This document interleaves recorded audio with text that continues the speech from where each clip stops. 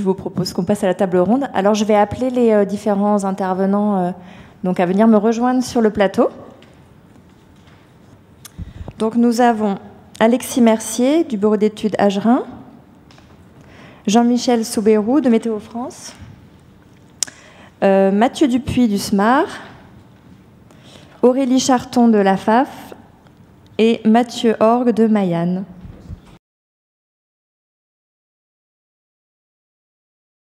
Alors, je vais rappeler les petites règles pour le public. Du coup, on va avoir un temps d'échange où je vais poser quelques questions aux intervenants pour pouvoir un petit peu faire émerger aussi des sujets et, en fonction de leur spécificité.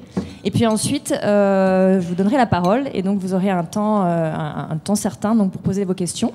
Donc n'hésitez pas, au fur et à mesure des échanges qu'on aura, à prendre des notes et à réfléchir à des questions pour la suite, en fait. Voilà.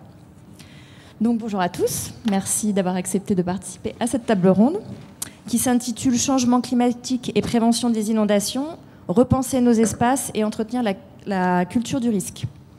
Donc je vais commencer tout de suite par vous poser une question à vous tous, c'est-à-dire vous présenter votre structure, d'où vous venez et qu'est-ce que vous pouvez apporter dans cette table ronde. Ouais. Donc bonjour à tous, donc Jean-Michel Soubérou, donc je viens de Météo France. Voilà, donc je suis météorologue, donc peut-être attaché à Météo France, mais aussi climatologue parce que je travaille à la direction de la climatologie des services climatiques. Et puis donc je m'intéresse aussi beaucoup à l'hydrologie, donc je travaille au Chapier, à la prévision des inondations, donc je suis un peu hydrologue. Et ensuite, donc Météo France, c'est bien sûr la prévision du temps, donc tout ce qui relève de la gestion de crise, donc la vigilance, donc. Mais c'est aussi entretenir la mémoire du risque, donc notamment sur la mémoire des événements intenses de précipitation. Donc il y a un site plus extrême auquel on accorde une grande importance. C'est bien sûr la question du changement climatique. La question du changement climatique, d'abord le constat du changement climatique aujourd'hui. Donc voilà, donc d'essayer de rechercher dans les séries anciennes donc toute l'information, les traiter, les corriger. C'est pas uniquement trouver les données et puis les mettre à disposition. C'est aussi beaucoup de travaux pour corriger ces données, vérifier de garder que le signal du changement climatique et puis bien sûr le climat futur et donc tous les travaux du GIEC pour le GIEC, mais aussi en descendant à des échelles plus locales. Donc essayant d'aller jusqu'à la vallée de la Pique qu'on vient de voir, mais c'est compliqué. Je pense qu'on aura l'occasion d'en parler. Et puis de mettre à disposition les données, donc à travers différents portails, DRIAS, Climat HD. Ah oui. Si vous pouvez prendre un micro pour deux. Oui, bonjour, Alexis Mercier. Je dirige le bureau d'études à Agerin, où on est un bureau d'études, un petit bureau d'études indépendant situé dans l'Ariège, spécialisé dans deux thématiques vraiment très nettes qui se recoupent ici. Qui sont d'une part toute la problématique de gestion des cours d'eau et des milieux naturels aquatiques, surtout des cours d'eau avec une forte problématique de morphodynamique fluviale, d'inondation bien entendu, et un pôle de gestion des risques naturels, multirisques, orienté sur la montagne, donc crues torrentielles, avalanches, chute de blocs. Donc on est vraiment à la croisée entre les cours d'eau et le risque naturel avec une équipe d'une dizaine de personnes relativement spécialisées. Pour ce qui me concerne, à titre personnel, je suis géographe, géomorphologue spécialisé sur les morphodynamiques fluviales et les incidences sur les activités humaines. Je suis passé par l'université de Clermont-Ferrand et de Limoges et le CNRS avant de créer la société. Ça fait maintenant plus de 25 ans que j'exerce quotidiennement la problématique de gestion du risque dans un grand sud-ouest, je dirais même dans un sud-ouest de plus en plus grand au fil des années. Voilà, en essayant d'être concis. Donc du coup, moi, c'est Maxime Orgue. Je suis ingénieur de projet au centre de recherche privé qui s'appelle Mayan, donc basé à Montpellier. Plus spécifiquement, Mayan, du coup, c'est un centre de recherche, un bureau d'études qui a pour but de trouver des solutions dans l'adaptation au risque inondation Et là, depuis quelques années, on commence à regarder aussi le côté réchauffement climatique, comment s'adapter, comment développer toutes les méthodes qui peuvent être mises en place pour justement s'adapter à ce risque inondation et forcément qui va être impacté par ce réchauffement climatique. À proprement parler, moi je suis une formation d'hydrologue et un peu en météorologie notamment. Je travaillais pour le service prévision des crues à Dour-Garonne, à Bordeaux pendant quelques années. Et du coup, je suis parti sur le côté donc plutôt privé de Mayan.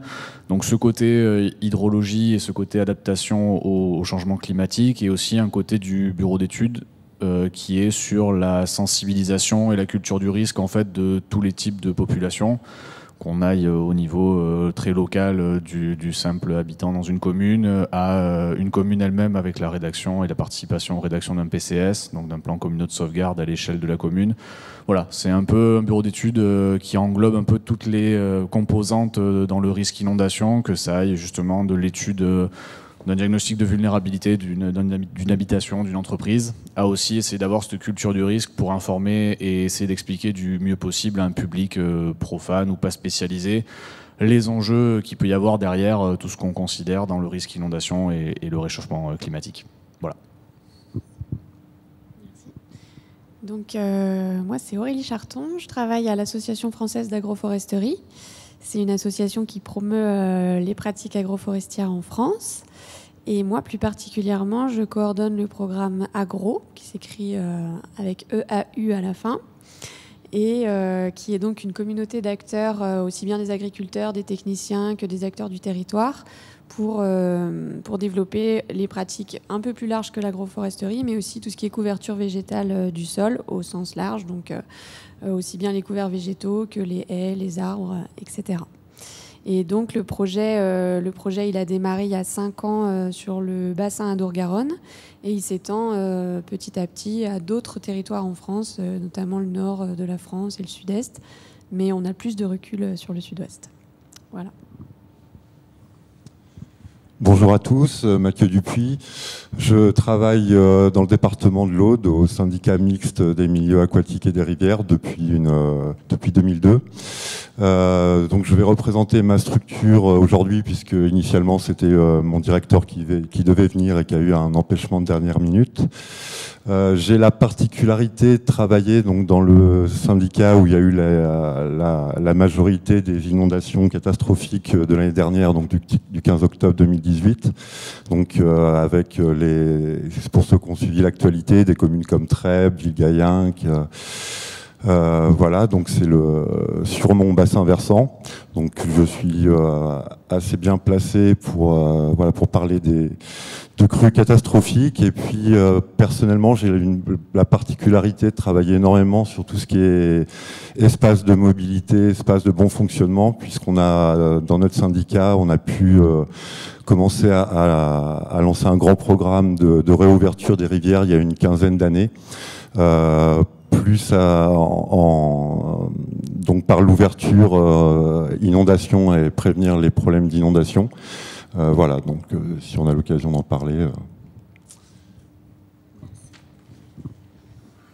Alors merci à tous. Donc on va tout de suite introduire, on va dire, les échanges avec Jean-Michel Soubérou de Météo France. Alors j'ai une petite question pour vous.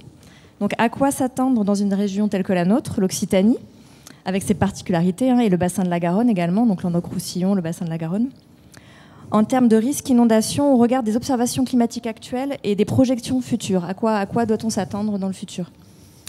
Bon, déjà, sur le titre de la table ronde, c'est changement climatique, mais je ne sais pas s'il ne aurait pas dû être changements globaux, parce que moi, je pense que... Voilà, d'accord. Donc, je ne suis pas sûr qu'il n'y ait que le climat qui soit en cause dans l'évolution de l'aléa inondation. Alors, sur ce, donc, les inondations, le lien entre l'inondation et le changement climatique, eh bien, il est vraiment complexe.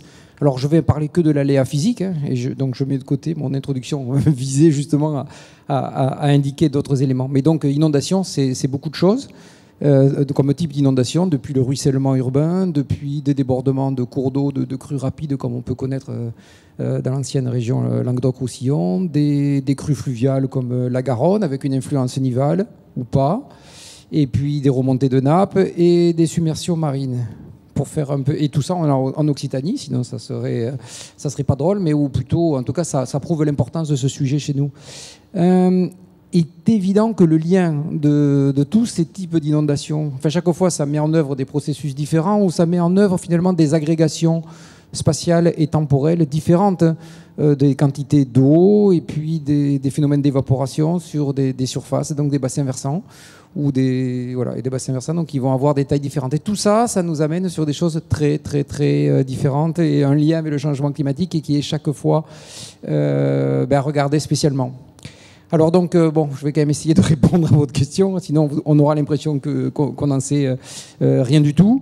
Mais bon, ça oblige à regarder donc à la fois différentes échelles au moins temporelles. Alors donc, quel est le signal des précipitations aujourd'hui ?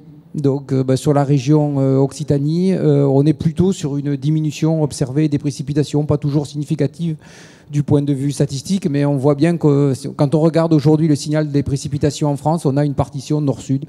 Il a tendance à pleuvoir un petit peu de plus en plus finalement sur la moitié nord, de moins en moins sur la moitié sud. Et par contre, donc, quand on regarde les pluies extrêmes aujourd'hui, alors là par contre on arrive à le mettre en évidence, les pluies extrêmes augmentent sur la partie méditerranéenne. Alors on n'arrive pas à le mettre en évidence sur la partie Midi-Pyrénées. On avait encore une réunion ce matin donc, à Météo France et où voilà, le constat il est là. Alors donc l'observation que l'on arrive à faire aujourd'hui, ça ne veut pas dire que le phénomène n'existe pas, ça veut dire qu'on n'est pas capable de le mettre en évidence avec les observations dont on dispose. Bon, sur les températures, c'est facile, ça augmente, donc l'évaporation augmente. Mais quand on a dit ça, alors sur ceux, donc la neige, bah oui, c'est très important. La neige, bon, peut-être il en tombe un petit peu moins dans les Pyrénées, mais surtout elles le font plus vite. Donc sur ceux, si on en vient au débit, donc on sait que les pics de fonte arrivent un peu plus tôt dans la saison. Ça veut dire que la partie étiage, elle augmente.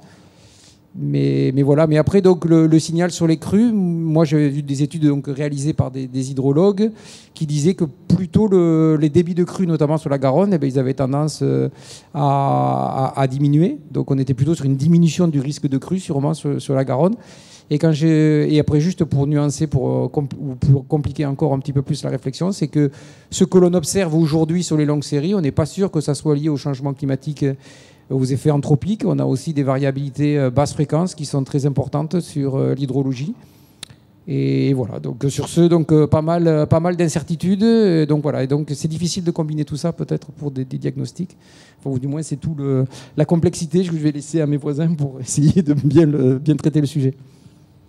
Mais est-ce que ça signifie que dans l'avenir, il y a quand même un risque un petit peu plus accru au niveau inondation ? Et moi, je pense qu'on peut pas... Dans certains territoires, alors, dans certains en tout cas, est-ce qu'il y a des territoires où c'est clair ? Alors, pour moi, les choses qui sont les plus claires en termes d'accentuation du risque, moi, j'aurais tendance à aller sur les précipitations extrêmes liées donc aux orages ou aux réactions très rapides des cours d'eau. Donc ça, je pense qu'effectivement, on a un bon élément de confiance, si je prends un petit peu la terminologie du GIEC. Là, on a une bonne confiance. Après, sur d'autres... et attention aussi, parce que ce qu'on observe, c'est aussi beaucoup lié à l'artificialisation des sols. Donc, voilà. Et donc, je pense que... Voilà, on va y revenir, mais bon, je pense que l'humain aussi, donc, et tout ce qu'il a pu faire. Donc, je pense que dans la présentation qu'on a vue précédemment, on a vu que attention à nos réactions. Et voilà. Donc, après, sur d'autres phénomènes, donc, c'est plus compliqué. Il faut le regarder. Il faut être prudent. Mais en tout cas, moi, ça serait facile de faire le liaison changement climatique, ça veut dire plus de risques, plus de catastrophes, etc. Je pense que le paysage, il est déjà suffisamment compliqué et noir sans qu'on en rajoute des choses sur lesquelles on n'est pas sûr. Voilà, donc je voudrais pas faire ce lien direct, mais ça n'empêche pas qu'il faille agir quand même. Est-ce que nous avons des commentaires des autres participants de la table ronde ou...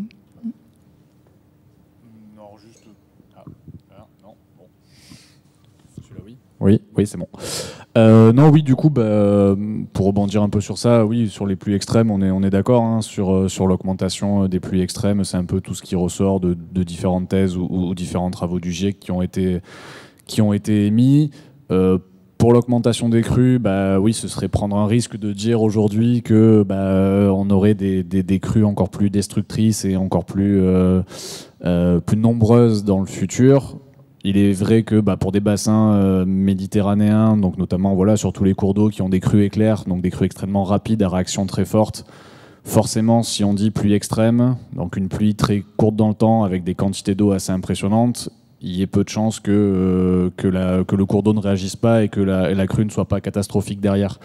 Donc évidemment que le fait que ces pluies extrêmes, du coup, risquent d'être plus présentes, en tout cas avec des intensités beaucoup plus fortes, il y a des chances en tout cas sur les cours d'eau et sur les bassins versants petits, donc avec des cours d'eau à des temps de réaction très, très, très courts, forcément on va avoir un impact sur une crue qui peut être catastrophique. On prend l'exemple de l'Aude en 2018, hein, vous m'arrêtez si je me trompe, mais voilà, on a eu 300 mm de pluie en à peine 6 heures, une quantité d'eau assez importante sur une zone très très resserrée. Les cours d'eau ont réagi de suite. Après, les conséquences ont été multiples et pour différentes raisons, mais voilà, le phénomène, l'aléa était là. Derrière, le côté catastrophique se fait toujours parce que les enjeux autour sont aussi présents. Évidemment qu'on n'aurait peut-être pas parlé de cette crue si autour il n'y avait eu aucun aménagement humain, aucune maison, etc., etc., etc. Mais oui, donc oui, pour rebondir, on est d'accord sur le principe que les pluies extrêmes normalement vont augmenter. Enfin, en tout cas, l'intensité sera là, de plus en plus présent. Après, c'est vrai que c'est prendre un risque actuellement, et c'est vrai beaucoup de monde, enfin tout le monde prend des pincettes maintenant quand on parle du réchauffement climatique parce que c'est très compliqué à aborder, c'est très compliqué à donner des définitions précises, exactes et avec une période de temps, etc. Mais voilà, oui, c'est sûr que le peu de choses qu'on sait, on peut le dire concrètement, et après le reste c'est beaucoup de théorie. On peut pas se permettre d'être catastrophique à chaque fois qu'on fait une prévision juste pour l'être, quoi. Voilà. Merci.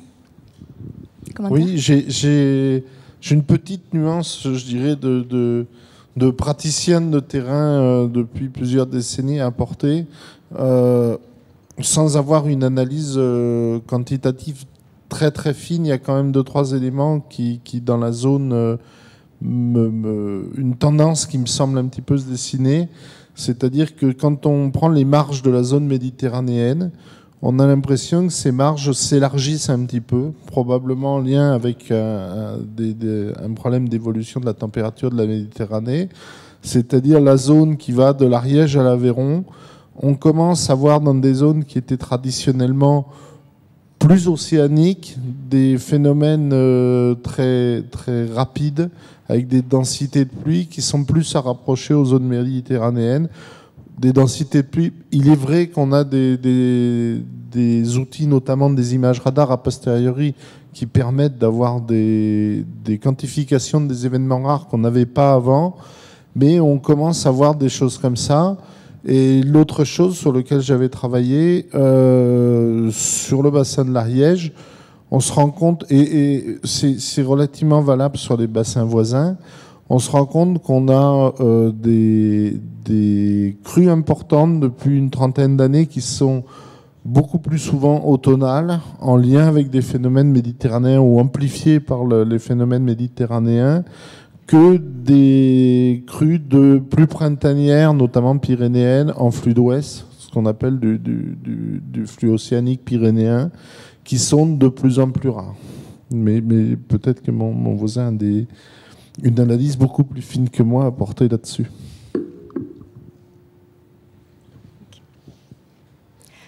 Alors, je vais du coup maintenant m'adresser à Mathieu Dupuis.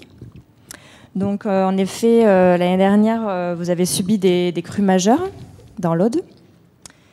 Vous avez mis en place aussi depuis de nombreuses années une réflexion et des actions sur les espaces de mobilité des cours d'eau. Et donc, j'aurais aimé avoir votre témoignage sur ces deux aspects. Novembre 99, d'ailleurs, on a fêté, il y a eu une commémoration des 20 ans il y a quelques jours. Peut-être aussi pour faire une toute petite introduction sur la question d'avant, sur le réchauffement climatique, parce que bon, moi j'en suis à ma 4e grosse crue, enfin, on va dire au-dessus de crues vingtenales, trentenales. C'est sur l'intensité effectivement de la pluviométrie et voilà, les grandes crues dans le bassin versant de l'Aude au siècle passé donc se faisaient plutôt sur des périodes de temps de 24 heures, 48 heures. Et c'est vrai que bon là sur le 15 octobre 2018 ça s'est passé entre 11 heures du soir et en gros 7 heures du matin. Donc je parle sous le contrôle de monsieur de Météo France, mais voilà, ce qu'on sait, c'est qu'effectivement les pluviométries qui ont été relevées l'ont été faites au pluviomètre, parce qu'il y avait eu un problème sur le radar d'Oppoul. Nous, on a des remontées de terrain sur nos bassins versants beaucoup plus importantes que 300 mm, hein. Enfin, avec les agriculteurs, les viticulteurs, et toutes les enquêtes qu'on a pu faire, nous, on a des endroits où on est plutôt à 600-700 mm, quoi. Voilà. Là, sur la vidéo que vous avez pu voir, il y a beaucoup d'images prises par drone aérienne d'une petite vallée qui s'appelle la vallée du Rieux-Sec, qui a un tout petit bassin versant, 30 km², un cours d'eau qui est à 2-3 litres par seconde en étiage estival, qui est monté à plus de 200 mètres cubes seconde, qui a pris l'ensemble de son lit majeur, donc vraiment de coteau en coteau, et donc qui est passé d'un lit mineur de 1,50 m de large à une emprise de 400 mètres de large et qui a vraiment tout ravagé. Voilà. C'est une vallée qui est entièrement décapée sur 17 km. Voilà, maintenant le lit fait 25 mètres de large, à la place de entre 1 et 2 mètres. Et voilà, enfin, moi personnellement, j'avais jamais vu des dégâts hydromorphologiques comme ça. Donc évidemment, c'est posé beaucoup de questions parce que des épisodes à 200-300 mm en épisode sévenols, on les connaît assez régulièrement. Et devant l'étendue des dégâts, voilà, c'est ce qui nous a poussé aussi à faire des enquêtes de terrain parce que ça nous paraissait pas plausible. Voilà. Voilà, donc c'est très compliqué parce qu'effectivement, quand ça se passe la nuit sur quelques heures, c'est des crues éclairs. Bon, j'entendais la question tout à l'heure d'une dame qui représentait une association de sinistrés. Effectivement, j'ai rencontré beaucoup de gens qui ont passé la nuit sur leur toit, voilà, dans des conditions très compliquées. Pour autant, malgré justement voilà, le traumatisme vécu, nous, on se lance quand même dans des programmes de réouverture des rivières complètes, quoi. Alors nous, on appelle ça espace de bon fonctionnement. C'est un peu comme l'espace de mobilité ou la bande active, on va dire. Parce qu'on s'aperçoit que c'est avec ce retour à des... alors moi j'appelle ça le lit moyen en termes de lit géographique, donc c'est un peu l'interface entre le lit mineur et le lit majeur. On s'aperçoit chez nous, enfin en tout cas sur les cours d'eau à forte pente et les cours d'eau méditerranéens, que c'est vraiment la meilleure réponse aux inondations. Et c'est avec ces méthodes-là qu'on a les meilleurs résultats. Juste pour voilà, pour pas monopoliser la parole, en fait nous au niveau des champs d'expansion de crues, de toute façon ils sont quand même mobilisés. Il y a tellement d'eau qui passe que de toute façon les champs d'expansion de crues sont complètement mobilisés. Alors peut-être mal, parce que généralement quand il y a des digues ou des merlons, ils se mobilisent après une brèche. Donc généralement pas de manière homogène avec un débordement lent en début de crue. Mais en fait nous les espaces de bon fonctionnement nous permettent, en dehors du côté bon fonctionnement naturel de la rivière, de faire passer beaucoup plus de débit et d'atténuer énormément les vitesses et la charge hydraulique du cours d'eau dans cet espace-là, quoi. Et comment ça s'est passé avec les riverains, qui soient agriculteurs ou qui soient plutôt dans les zones un peu plus urbanisées, par rapport à cette crue et par rapport du coup aussi à cet enjeu de rétablir un espace de mobilité? En fait, nous, c'est un travail qui a commencé il y a 15 ans, hein, donc c'est un travail de longue haleine. Donc je dirais que nous, ça s'est fait après plusieurs crues. Ce qui est clair, c'est que quand je proposais ce genre parce que ça passe par de l'acquisition foncière, hein, évidemment, c'est le levier, c'est la maîtrise foncière. L'incitatif ne marche pas, hein. Il y a 15 ans, quand on proposait ce genre de projet, on était menacé de coups de fusil. Et maintenant, c'est les viticulteurs qui nous appellent parce que, à force d'en parler avec eux, de leur faire constater les dégâts crue après crue, parce qu'en fait, dans ce lit moyen, en fait, c'est pas possible d'avoir une activité viticole ou une activité agricole pérenne. Voilà, à chaque fois qu'il y a une crue morphogène, c'est des endroits de régulation de la charge solide, des zones d'intense courant, de décapage extrême. Il y a le pendant dépôt et décapage. Donc on se retrouve avec des vignes qui sont recouvertes de graves intégralement, des vignes qui disparaissent sous les dépôts de sédiments. Et aussi à quelques mètres à côté des décapages à 2-3 mètres bien en dessous de la semelle de labour, hein, enfin, où il n'y a plus de pieds de vigne. Donc à force de faire de la pédagogie, de les convaincre, voilà, ça marche bien. Après, j'ai des collègues dans mon département qui se lancent maintenant dans ce genre de programme, et c'est vrai que quand on le fait du jour au lendemain, c'est compliqué parce que c'est beaucoup de pédagogie. Les gens sont dans un fantasme par rapport aux rivières. Et en plus, ce qui est très compliqué, c'est qu'on est sur des rivières qui sont aménagées depuis des siècles. Donc les gens pensent connaître la rivière, mais ils en connaissent la version aménagée. Et c'est vrai que sur des rivières puissantes comme on a en milieu méditerranéen, avec une forte puissance spécifique, c'est des rivières qui peuvent énormément bouger. Et dès qu'on leur redonne de la mobilité, effectivement, elles se transforment très très vite, quoi, avec des crues morphogènes, quoi. Merci. Alors je vais enchaîner avec Alexis Mercier de Egerin. Du coup, ce matin, nous avons vu le fonctionnement naturel d'un cours d'eau, le rôle des crues, l'impact des aménagements sur le risque inondation. Vous accompagnez divers acteurs territoriaux, donc les collectivités, des communes, les services de l'État, syndicats de rivières, industriels, entre autres, sur la gestion de la prévention du risque inondation. Qu'observez-vous au travers de vos expériences et quelles préconisations pouvez-vous en tirer sur la gestion de cet enjeu ? Risque inondation. Oui, les préconisations, elles sont toujours, je dirais, la principale des préconisations qu'on va avoir, c'est d'essayer d'avoir une vision des choses avec un recul important. C'est-à-dire que très souvent, ce qu'on entend, on fait beaucoup, par exemple, de prévention des risques, de plans de prévention des risques pour les services de l'État. Très souvent, ce qu'on entend, alors qu'on sait qu'il y a un risque important, et voire qu'il y a un passif, c'est des gens c'est une forme de déni du risque qui consiste à dire « Oh là là, ça fait 20 ans que je suis là, ou ça fait 10 ans que je suis là, il ne s'est jamais rien passé, il ne se passera jamais rien. Vous êtes fous, vous exagérez tout. » Ce genre de choses, je dirais, c'est le quotidien de celui qui, c'est notre cas, fait de la prévention des risques un petit peu...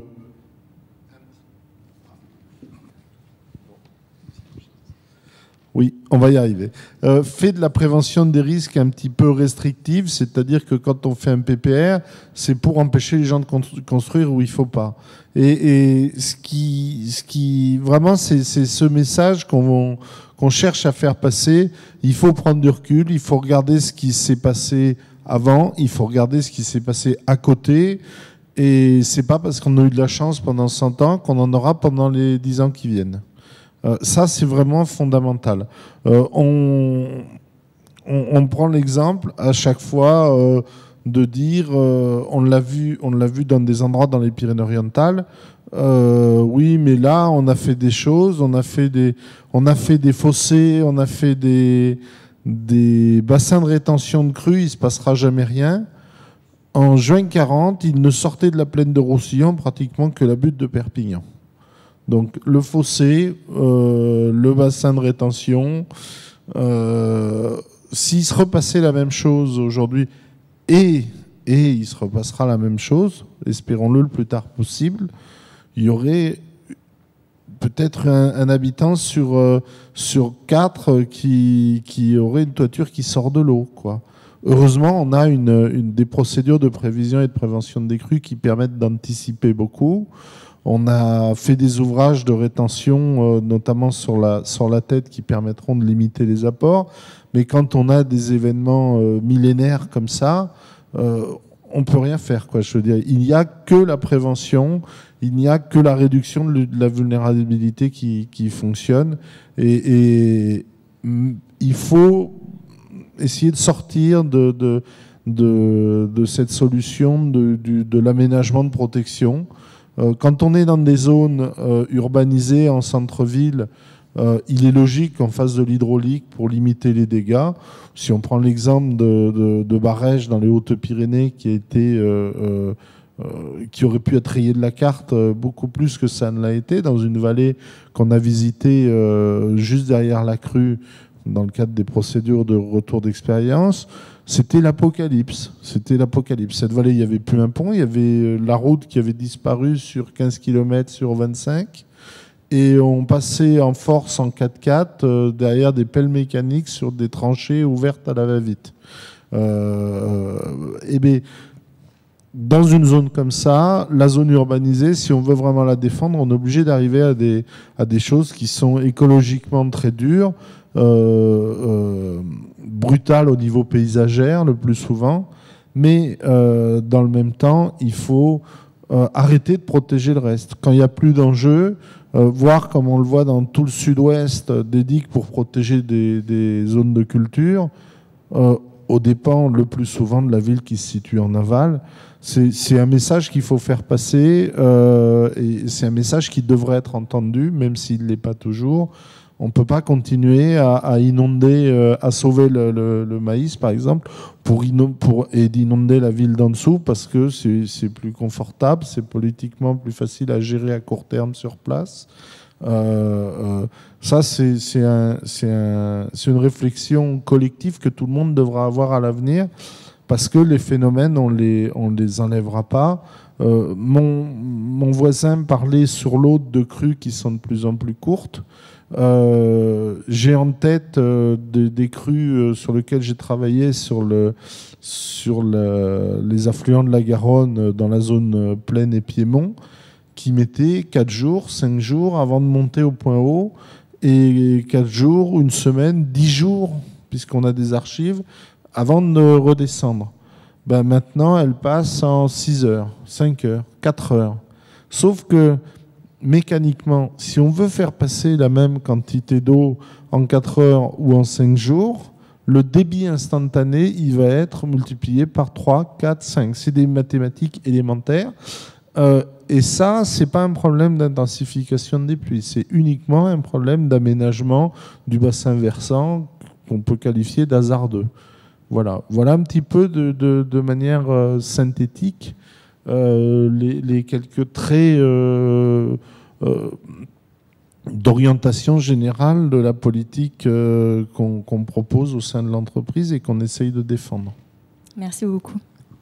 Maxime Orgue, du coup, on voit bien que le risque inondation vient donc aussi de l'aménagement du territoire. Et notamment, on a l'enjeu des constructions en zone inondable, qui est un vrai enjeu face au risque inondation. Donc, quelles solutions peuvent être privilégiées selon votre retour d'expérience ? Qu'est-ce que vous pourriez nous dire à propos de ce sujet-là ? Il y a beaucoup de choses à dire. Déjà, bon, on a une grande partie du territoire français qui est construit, qui est aménagé en zone inondable. C'est plus un secret pour personne. Quoique, c'est pas toujours communiqué à tous les habitants, à toutes les personnes qui habitent en zone inondable. Certains ne le savent pas parce personne ne leur dit en fait. Ils se renseignent pas d'eux-mêmes, mais c'est pas non plus une démarche qui est automatique pour tout le monde. Et du coup, il y a certaines communes, certaines communautés de communes, certains syndicats de bassin qui organisent maintenant ce qu'on appelle des diagnostics de vulnérabilité des habitations, des entreprises, etc. Donc ça, c'est la première action qui existe. Voilà, on sait qu'on est en zone inondable. Il y a un PPRI, donc c'est le terme qu'on a entendu depuis ce matin, donc le plan de prévention des risques inondations, qui en gros, c'est un document qui va gérer la constructibilité d'un territoire. Donc il agit sur 2 choses. La partie habitation déjà construite. Donc le déjà construit, qu'est-ce qu'on peut faire ? Qu'est-ce que l'habitant peut faire ? Qu'est-ce que le chef d'entreprise peut faire sur sa structure, sur son bâtiment pour se protéger des inondations ? Et ensuite, il y a la partie c'est pas encore construit. Il y a certaines zones, c'est inconstructible maintenant à vie, on va dire, pour vulgariser.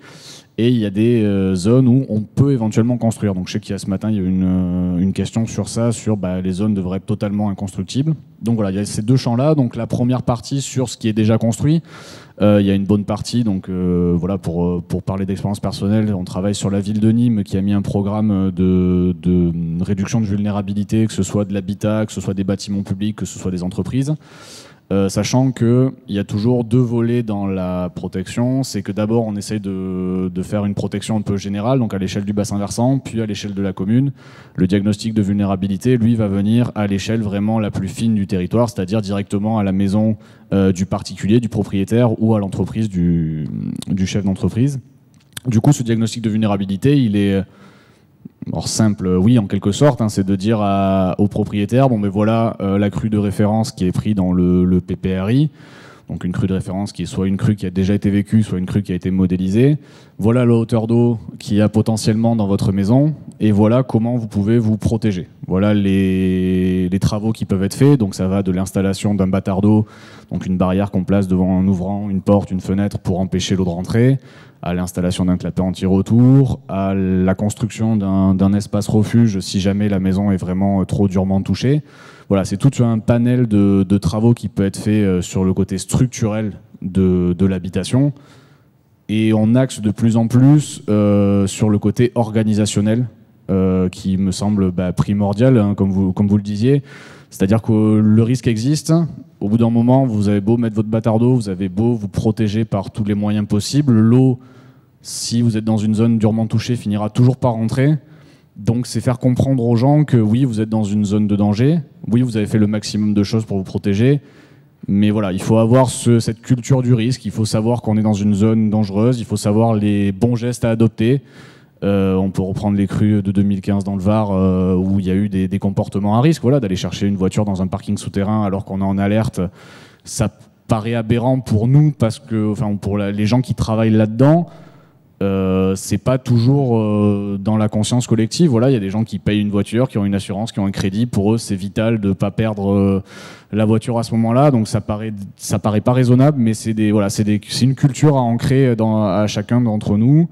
Faire comprendre que le danger existe. Et voilà, donc on est sur le côté organisationnel, le côté culture du risque, qui est forcément de pair avec le côté structurel, mais pour moi qui est primordial. Parce qu'en premier, on essaye de protéger les personnes avant de protéger les biens.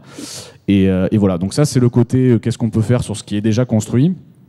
Et maintenant, de plus en plus en France, là, depuis 1 an, 2 ans, il y a des projets de quartiers résilients, de lotissements résilients, de maisons résilientes qui en fait sont construits dans des zones que le PPRI appelle des zones constructibles sous conditions.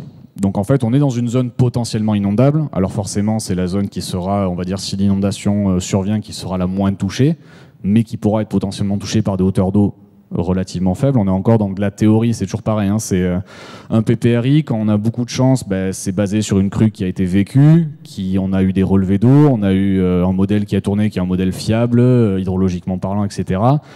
Des fois, c'est uniquement un modèle à base de pluie théorique, etc., etc. Donc c'est beaucoup de théorie derrière qui sort une carte et qu'il faut aller expliquer aux personnes qui veulent construire là que c'est pas possible parce que c'est inondable.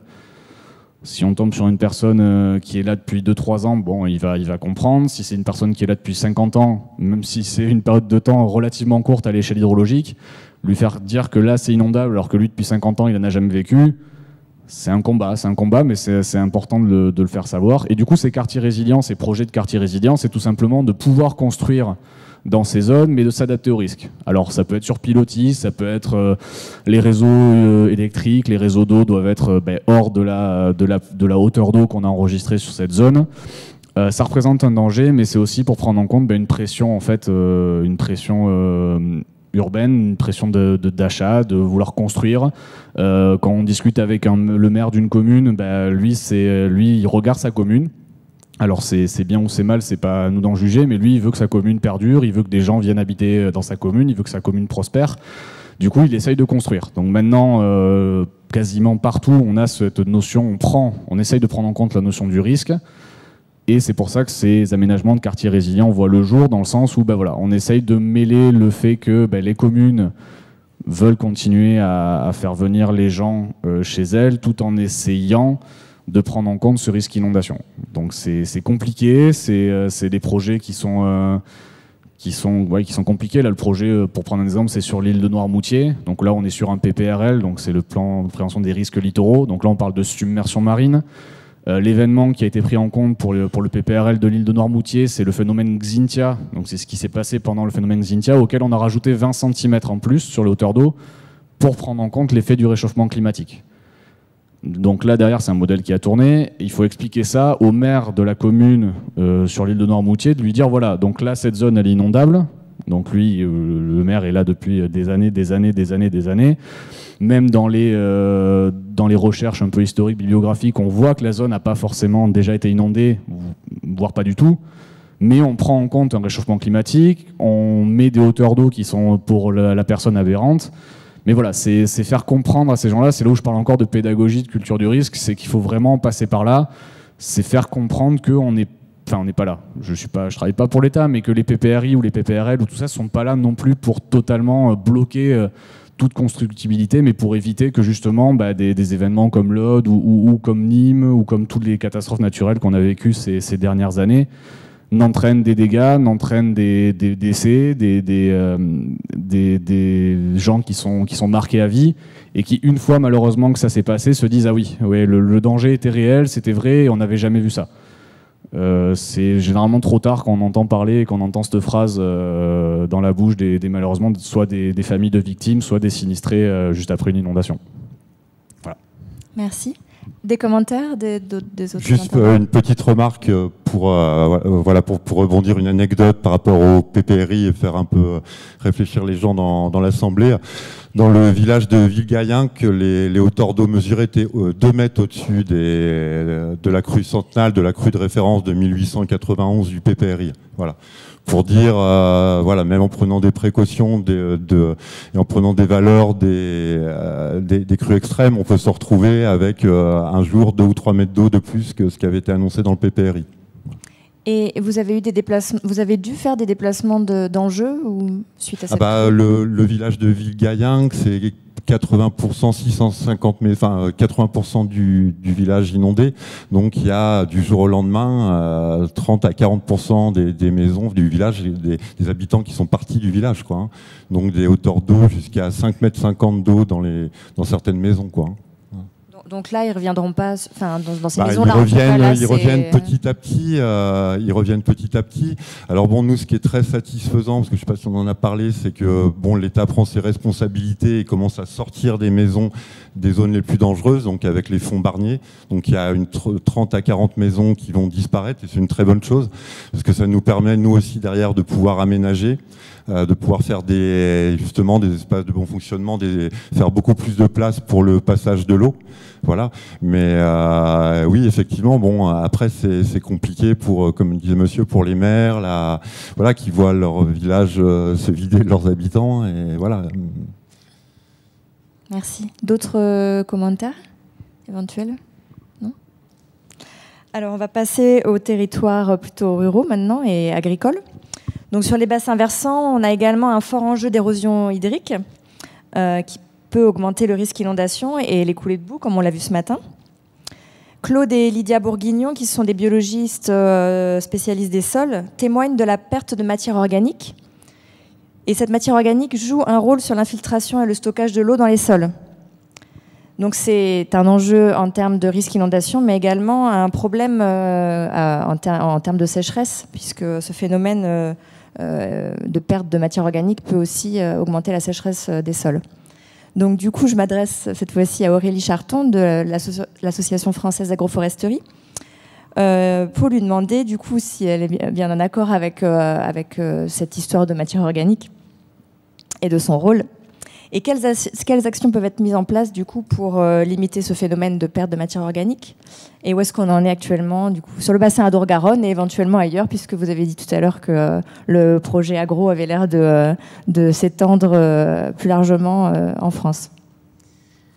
Alors oui, on est d'accord avec cette histoire de matière organique. Effectivement, plus on a de matière organique et plus les sols ils vont être capables de retenir l'eau.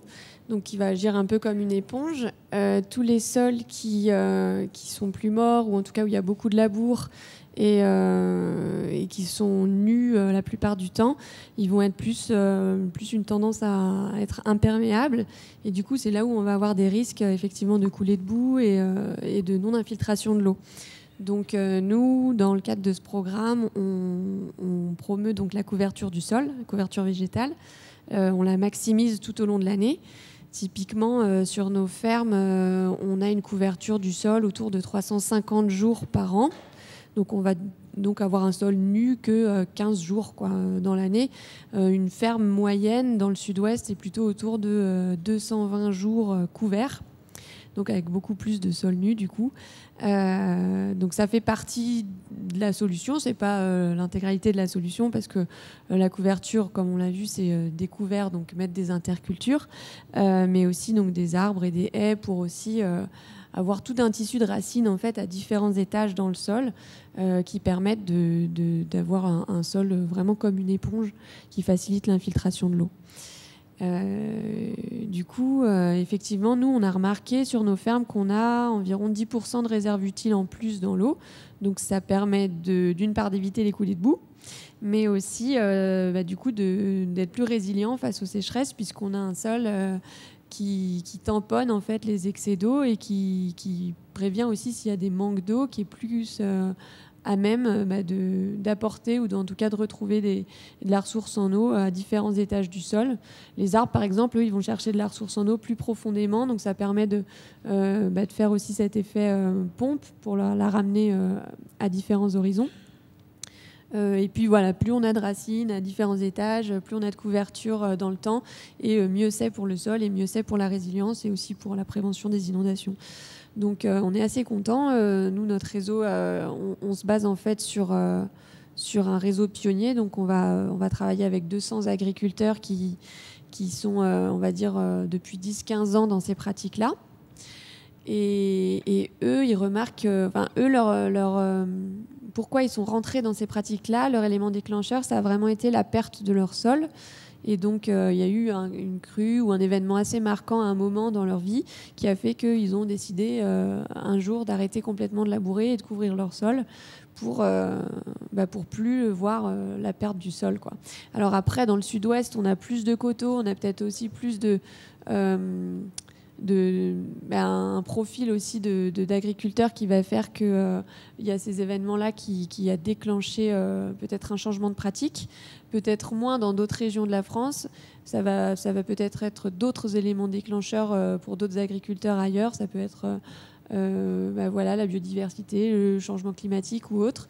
Mais en tout cas, c'est vrai que dans le sud-ouest, les crues, ça a vraiment été l'élément déclencheur pour passer à des pratiques plus agroécologiques.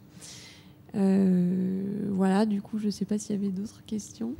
Oui, où est-ce qu'on en est un peu à l'heure actuelle? Du coup, est-ce que c'est des pratiques qui s'étendent, qui se développent au niveau agricole, ou est-ce qu'il y a des freins ou des facilités aussi à développer ces pratiques-là? Est-ce que vous pouvez nous en dire plus? Oui, alors c'est vrai que ça essaime de plus en plus, parce que ces pratiques-là, elles font leurs preuves. Elles ont fait en tout cas leurs preuves là depuis une bonne dizaine d'années. Il y a de plus en plus d'agriculteurs qui les mettent en place dans le sud-ouest en tout cas. Et c'est vrai qu'on a de plus en plus aussi d'intérêt dans le reste de la France. C'est des pratiques qui ne sont pas encore forcément valorisées au même type que la bio, j'imagine, avec un label spécifique ou autre. Mais en tout cas, on remarque qu'il y a d'autres avantages à la réduction de la perte du sol et à l'augmentation de la matière organique. On a aussi, par exemple, la baisse des charges, la baisse des intrants. Enfin, voilà, on a d'autres impacts financiers, économiques, voilà, et sur lesquels aussi on essaie d'avoir des éléments chiffrés. C'est pas toujours évident parce qu'on touche nous différentes filières, les viticulteurs, dans l'Aude on travaille avec pas mal de viticulteurs, l'élevage, la grande culture. Du coup, c'est pas toujours évident d'avoir des chiffres qu'on puisse comparer. En tout cas, on essaie d'avoir quelques grandes masses pour pouvoir sensibiliser des agriculteurs pour entrer dans ces pratiques. Et après, c'est vrai qu'il y a tout un tas de pratiques différentes. On va devoir s'adapter en fonction des contextes pédoclimatiques. Dans l'Aude, ils n'ont pas du tout les mêmes besoins ni les mêmes sols qu'en Charente ou en Corrèze. Et c'est vrai que le bassin Adour-Garonne est assez grand. Mais du coup, c'est pour ça que c'est l'intérêt d'avoir un réseau assez diversifié pour pouvoir montrer qu'à chaque fois, il y a des cas où ça marche et que l'agriculteur s'en sort. Bon, après, il s'en sort pas non plus extrêmement bien à chaque fois, mais en tout cas, il y a des pistes, il y a encore des besoins d'innovation, d'appui technique, de soutien. Il y a encore besoin de beaucoup d'animation et de rendre visibles aussi ces choses-là. Donc, on continue, il y a encore du travail, quoi. Et justement, quels sont vos soutiens, je dirais, financiers sur ce projet agro, ce programme ? Alors nous, on a eu dès le début un gros soutien de l'Agence de l'eau à Adour-Garonne, qui continue d'ailleurs à nous soutenir. Et maintenant, on a aussi l'appui des régions, donc Nouvelle-Aquitaine, Occitanie. Et on a aussi de plus en plus de partenaires privés qui s'impliquent aussi dans la démarche, donc des fondations ou autres.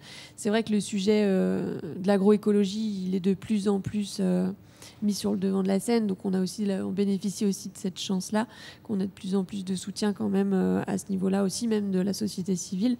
Donc c'est agréable. Mais des fois, on a quand même aussi beaucoup de besoins, donc ce qui fait qu'on continue à développer toutes ces actions. Et est-ce que vous faites des partenariats avec les collectivités, du coup, sur des enjeux bassins versants, comme on a vu Est-ce qu'il y a des syndicats de rivières ou des collectivités qui viennent vous voir en vous disant, voilà, on aimerait travailler avec vous auprès de nos agriculteurs, des agriculteurs de notre territoire ? Ouais, alors on travaille pas avec tous, mais souvent on travaille avec des institutions plutôt qui les fédèrent. Et on fait des interventions auprès des techniciens rivières pour parler un peu, c'est souvent des agriculteurs qui montrent un peu leurs pratiques pour montrer ce qu'il est possible de faire. Comme ça, après, on peut faire tâche d'huile. Et on travaille aussi avec des départements. On travaille avec le Lot-et-Garonne, avec la Haute-Garonne, avec les Landes aussi. Enfin, il y a certains départements qui sont plus intégrés, on va dire, dans le partenariat que d'autres, peut-être de par leurs compétences ou historiquement du fait qu'ils ont eu ces compétences-là. Et après, c'est vrai qu'on a aussi une commune dans l'Aude, là, depuis peu, qui nous a aussi démarché parce qu'ils avaient une parcelle qu'ils gèrent directement. Ils sont exploitants de cette parcelle et ils voulaient faire une parcelle vitrine pour montrer un petit peu tout ce qui était couverture végétale. Donc ouais, on essaie d'avoir un lien avec les collectivités à différents niveaux parce qu'elles n'ont pas toutes les mêmes compétences, mais tout type de collectivités. On développe aussi de la communication auprès du grand public qui peut aussi servir aux collectivités pour pouvoir diffuser un peu ça, parce que le grand public, la couverture végétale du sol, c'est pas forcément un élément qui est maîtrisé, c'est normal. Donc voilà, avoir quelques éléments de langage, en tout cas, c'est toujours intéressant. Et puis des cas, des exemples qu'on puisse montrer, c'est toujours intéressant aussi. Merci. Alors, dernière question à tous, avant de passer aux questions du public. Donc, à l'avenir, le risque d'inondation va sans doute s'accentuer. Donc, nous devons entretenir au sein des pouvoirs publics, des collectivités et auprès de la population exposée une culture du risque plus forte. Auriez-vous, chacun d'entre vous, des préconisations, des expériences à porter à connaissance sur cet enjeu particulier du coup de la culture du risque, la sensibiliser à la culture du risque ? Alors, donc peut-être un premier point, ça sera plus que sur la culture du risque, ça va être aussi de prévenir les populations. Voilà, alors donc côté Météo France, donc autour du système de vigilance, enfin Météo France et les services de prévision des crues aussi, bien sûr, hein, parce que donc là, les météorologues et hydrologues travaillent ensemble. Donc, on fête cette année, entre guillemets, les 20 ans du système vigilance, donc, qui, je pense, a donné satisfaction dans le sens où, enfin, qui a permis d'améliorer l'information du public, parce qu'au moins ce dispositif, il est connu. Et donc, ça a été quand même la grande avancée de ce dispositif. Et évidemment, on a envie de le faire évoluer, parce que donc, en 20 ans, les choses ont changé et que les attentes aujourd'hui du public sont différentes. Donc voilà, donc peut-être donc ce qui est prévu dès le début de l'année prochaine, c'est d'avoir un dispositif qui soit peut-être plus transparent, plus riche en termes d'informations sur les différents risques. Aujourd'hui, on a une carte avec des couleurs sur le département, mais on n'a pas toujours une information forcément très très précise. Donc sur les risques qui sont apportés, sur lesquels il y a de l'information sur la carte. Donc voilà, donc préciser un petit peu plus de quels risques on parle, et puis essayer d'anticiper mieux. Aujourd'hui, donc on a une information à 24 heures, donc en fait on a des informations météorologiques qui sont fiables bien sur des périodes beaucoup plus longues, donc essayer aussi donc d'avoir une information sur les risques donc et publier pour le public, donc avec une plus grande anticipation. Et puis le grand chantier, donc peut-être, mais ça sera plutôt pour 2021, c'est d'aller sur des informations infradépartementales, puisqu'aujourd'hui, donc voilà, donc essayer d'être plus précis au niveau localisation, sachant que aujourd'hui, en termes en termes de prévision météorologique, il faut reconnaître qu'on n'est pas capable de dire, et on ne le saura pas plus en 2021, exactement où va se situer l'orage ou la zone de pluie. Et donc, ce qui est tombé sur l'Aude l'an dernier, ce qui est assez terrible en termes de conséquences, c'est que ça se joue, l'axe des pluies est exactement dans l'axe de certains bassins versants, l'Orbiel, etc. Et si ça avait été légèrement différent, les conséquences auraient été auraient été bien moindres. Et donc voilà, donc on a une conjonction, quand c'est Xynthia, c'est l'heure de la marée avec le plus fort de la tempête, là c'est la forme du bassin versant avec l'axe des précipitations. Donc c'est comme ça qu'on arrive à des catastrophes majeures, donc voilà. Et ça, aujourd'hui, donc ça va pas être facile à anticiper, mais donc voilà, il faut aussi donc apporter le maximum d'informations au fur et à mesure, utiliser les réseaux sociaux pour informer les populations. Donc les populations, elles sont victimes dans leur domicile, des fois autour, le PPRI cherche à y répondre, mais pas que. Donc dans le cas de l'Aude, c'était le cas parce que c'est une crue catastrophique qui se produit la nuit, mais souvent, les victimes se trouvent dans leur véhicule, donc c'est vrai qu'il y a beaucoup d'éducation à faire. Le lien entre donc l'attachement qu'on peut avoir tous, nous, en notre voiture, et donc qui nous amène à avoir des comportements totalement inadaptés en situation de crue. Donc là, je pense qu'il y a beaucoup d'éducation à faire. Je ne sais plus qui dans la table ronde évoquait les comportements au moment de la crue je crois que c'était sur la Côte d'Azur à Cannes. Ouais, ça paraît ridicule quand on y repense, mais je pense que tous à titre individuel, on aurait pu avoir ce même comportement. Donc voilà, donc ça c'est des choses à réfléchir. Donc il y a aussi d'autres dispositifs qui existent à côté de la vigilance météorologique ou hydrologique. Donc il y a des avertissements vers les maires, donc voilà, donc des services qui s'appellent APIC, des avertissements ou Flash Vigicru. Donc aujourd'hui, le maire a un rôle essentiel à jouer sur la gestion de crise sur son territoire. Donc et il y a tout un ensemble de systèmes qui l'avertissent avec une anticipation moindre, mais sur des phénomènes qui sont en cours, et des fois avec une anticipation de 2 heures. Eh bien, on arrive à sauver des vies. Voilà. Et donc ça, c'est aussi des éléments essentiels qu'il faut développer en utilisant l'ensemble des moyens de communication dont on dispose aujourd'hui. Donc il faut vraiment faire feu de tout bois là-dessus. Oui, pour illustrer un petit peu le propos sur le problème des dangers liés à l'automobile, à titre d'indication, si mes souvenirs sont bons, la crue de 99... il y a 80 ou 90% des victimes qui sont mortes dans leur voiture, en essayant de passer sur des routes inondées, emportées en même temps que la route, sur une route où personne n'aurait dû être. Je pense aux gorges du Toré, par exemple, voilà, ou en essayant de passer sur un pont où il y a déjà de l'eau qui submerge le pont. Je crois que c'est toujours un vecteur de risque très important, et c'est peut-être un vecteur sur lequel il pourrait y avoir une communication beaucoup plus importante, puisqu'il y a plus de victimes dans les voitures que dans l'urbanisme en elle-même. Après, pour un petit peu synthétiser la gestion de la perception du risque par les populations, ce que j'aurais tendance à dire, on a globalement une bonne culture du risque dans les communes qui sont couvertes par des PPRI ou des PPR multirisques, des fois avec des remous. La presse locale qui joue des fois un peu à un jeu de sensationnalisme, mais c'est une chose. Par contre, il n'y a pas que les endroits où il y a des PPRI, où il y a des risques. Et c'est un petit peu le vide d'ailleurs, la culture du risque qui n'est pas remontée en surface par la mise en place des PPR, est souvent très pauvre dans les endroits où il n'y a rien. Alors qu'il existe beaucoup d'outils, des outils de communication qui sont mis en place par l'État.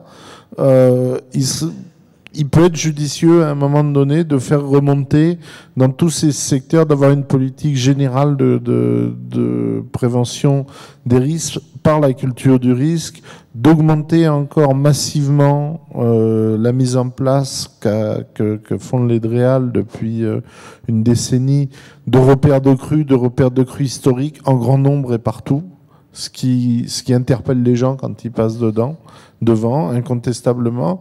Quand on voit des gens qui pensent qu'ils ne sont pas inondables et qu'on en met une à hauteur du premier étage du voisin, tout de suite, ça les pousse un petit peu à se poser des questions. Heureusement, c'est le but du jeu d'ailleurs. Donc, je crois qu'il y a un vrai travail à faire d'information sur le risque connu, sur le risque historique, et aussi pour reprendre un petit peu la logique de mes voisins, d'une culture du risque qui soit très très modeste. C'est-à-dire le trait de crue, c'est pas 51,75 m au-dessus du niveau de la mer. C'est quelque chose autour de 51,75 m à plus ou moins 1 mètre ou deux, quoi. Les PPR ont eu cet inconvénient-là de gens qui disent voilà, je suis à 5 mètres du trait, je ne risque rien du tout. Des fois, le trait, c'est des jours et des jours et des jours et des jours de discussion, d'échanges, de troc entre les élus et l'État pour fixer la ligne, qui n'est pas toujours une réflexion technique. Donc beaucoup de modestie et beaucoup d'humilité vis-à-vis de l'appréciation du risque. Voilà. Oui, bah, je vais pas changer le discours qui vient d'être dit. Ouais, en mots, c'est pédagogie, quoi. Il faut pas hésiter à expliquer aux gens ce qu'il y a derrière ces acronymes. Alors évidemment, sans rentrer dans des détails techniques et qui vont perdre les gens, qui vont pas s'intéresser au discours parce que c'est barbant, parce qu'ils ont pas la compréhension et ils ont pas la nécessité non plus d'avoir la compréhension. Mais voilà, faire preuve de pédagogie. Enfin, je prends un exemple. Là, aujourd'hui, il y a 5 départements en vigilance orange crue inondation, donc notamment Gare, Hérault du côté méditerranéen. Voilà, donc vigilance orange, ça c'est ce que le public voit, c'est ce que le public sait. Quand on se renseigne un petit peu, voilà, on sait qu'il y a un axe pluvieux, il y a un axe pluvieux orageux qui va être sur les Cévennes d'une certaine quantité de pluie. Donc quand on fouille un peu, il y a un côté dangereux de cet événement dans la soirée. Si l'orage bouge d'une certaine façon, on peut avoir des conséquences assez catastrophiques, notamment sur le Gard. C'est une possibilité. Mais ça, faut pas hésiter à le dire aux gens, quoi, à dire que l'incertitude, elle existe, que la météo qui regarde le soir, des fois, on a un indice de confiance qui est donné. Voilà, et pourquoi pas expliquer aux gens ce qu'il y a derrière cet indice de confiance. Enfin, voilà, dire aux gens qu'on essaye de faire le maximum, que ce soit l'État, que ce soit les collectivités, que ce soit les syndicats de bassin, que tout le monde essaye de faire le maximum pour jouer le jeu de la culture du risque. Mais voilà, il faut pas hésiter à dire qu'il y a une incertitude qui est là. On essaye de faire au mieux, on essaye d'expliquer au mieux et du mieux possible aux gens qu'est-ce qu'il faut faire et ne pas faire au moment d'une alerte, au moment d'une crue, d'une inondation. Et pareil, pour rebondir sur les PPRI, sur ces documents qui sont un peu les bêtes noires de beaucoup de monde, hein, parce que ça contraint à beaucoup de choses. Voilà, expliquer derrière ce qu'il y a, ce que c'est un modèle hydrologique, pourquoi on utilise des modèles, pourquoi on n'utilise pas autre chose, enfin, quelles sont les limites. Bref, voilà, c'est avoir un lien qui doit continuer à exister entre le grand public, entre les scientifiques, entre les décideurs politiques. Voilà, ce lien, il faut qu'il existe. Il n'existe pas tout le temps. Des fois, voilà, un maire n'a pas la connaissance technique et scientifique nécessaire. Il faut que quelqu'un soit là pour lui expliquer concrètement pourquoi il y a un PPRI sur sa commune, comment il doit l'expliquer un peu à ses administrés. Voilà, c'est vraiment que ce lien existe et c'est pas toujours le cas. Et pareil, voilà, quand on entend qu'un rapport du GIEC sort, 80-90% des gens vont se fier à ce qu'ils entendent, une conclusion générale. Voilà, réchauffement de plus de degrés de la température à l'horizon 2100. Bon là, je dis des chiffres au hasard, mais voilà, c'est des conclusions qu'on entend par-ci par-là dans les journaux, la télé. Et voilà, ne serait-ce que faire un résumé très simplifié de ce rapport qui est souvent très épais et communiquer ça au grand public via différents canaux d'information, réseaux sociaux, internet, radio, enfin voilà, que ce soit un petit peu plus détaillé et que les gens puissent comprendre et la possibilité de comprendre ce qu'il y a derrière tous ces termes et tous ces contraintes éventuellement, quoi. Donc oui, pédagogie, culture du risque et voilà, et apprendre à vivre avec ce risque qui sera toujours présent et on ne pourra pas s'en débarrasser. Il sera là encore pendant des années et des années. Donc c'est vraiment apprendre à vivre avec, oui. Merci. Alors nous, on aimerait plutôt qu'ils apprennent pas forcément à vivre avec le risque, parce que souvent on remarque qu'ils perçoivent ça comme une fatalité un petit peu, et du coup tant pis, c'est comme ça. Il y a eu un gros orage et du coup toute la terre est partie en bas du fossé. Donc ça incite pas tellement au changement de pratique, alors que côté agriculteur. Et du coup, si nous, ce qu'on aimerait bien plutôt, c'est qu'ils voient qu'ils ont un effet de levier sur là-dessus, et qu'ils peuvent, en changeant leur pratique, peut-être diminuer un peu ce risque-là, en tout cas à leur échelle. Et donc, c'est vrai qu'en voyant de plus en plus des gens le faire autour d'eux, ou d'autres agriculteurs le faire, petit à petit, ça change et ça évolue très vite. Mais il faut que juste ce petit switch se fasse, et puis après de se rendre compte qu'on a aussi une partie de la solution entre ses mains, c'est toujours intéressant, parce que ça nous permet de reprendre un peu de pouvoir. Voilà, c'est tout. Oui, sur la culture du risque, il y a beaucoup à en dire. Moi, je suis un peu pessimiste, si je vais faire l'avocat du diable, mais je trouve les gens dans un tel déni de réalité souvent, et tellement déconnectés par rapport aux phénomènes naturels. Enfin, voilà. En plus, malheureusement, il y a toujours le temps des inondations, le temps de la rivière, et pas le temps de l'homme, quoi. Enfin, vous auriez dit aux gens de Vigayen qu'ils allaient avoir 5,50 m d'eau dans leur maison, et les hauteurs d'eau allaient être 2 mètres plus haut que la crue de 1891. Personne n'aurait validé ça. Voilà, alors que c'est des crues qui sont déjà arrivées dans les siècles passés. Je rejoins complètement ce que disaient les autres personnes sur la notion de trait, quoi. Enfin, après, il faut se poser la question sur, effectivement, il y a des crues décennales, centennales, mais il y a des crues millénales, et il y a des crues encore au-dessus, et c'est très compliqué. Alors effectivement, les gens qui ont vécu une crue en milieu méditerranéen s'en rappellent toute leur vie, quoi. Après, généralement, ils sont bien sensibilisés, quoi. Là-dessus, il n'y a pas de problème.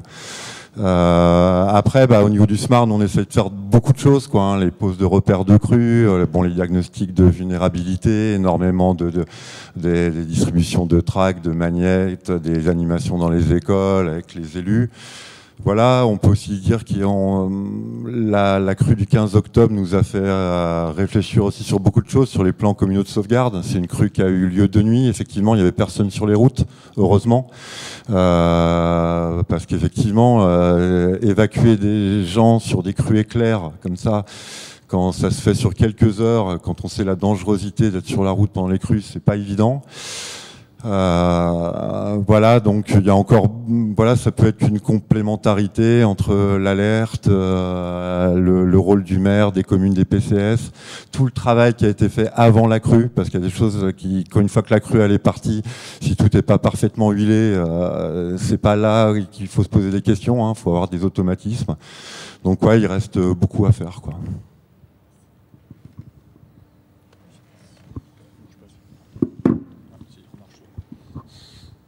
Petite dernière remarque, est-ce que ça signifie aussi qu'au niveau, par exemple, apport de connaissances au grand public, que ce soit au niveau scolaire, au niveau de toute la vie, en fait, il y a un manque réel sur qu'est-ce que c'est, le fonctionnement d'un cours d'eau, qu'est-ce que c'est qu'une crue, qu'est-ce que c'est que le risque d'inondation?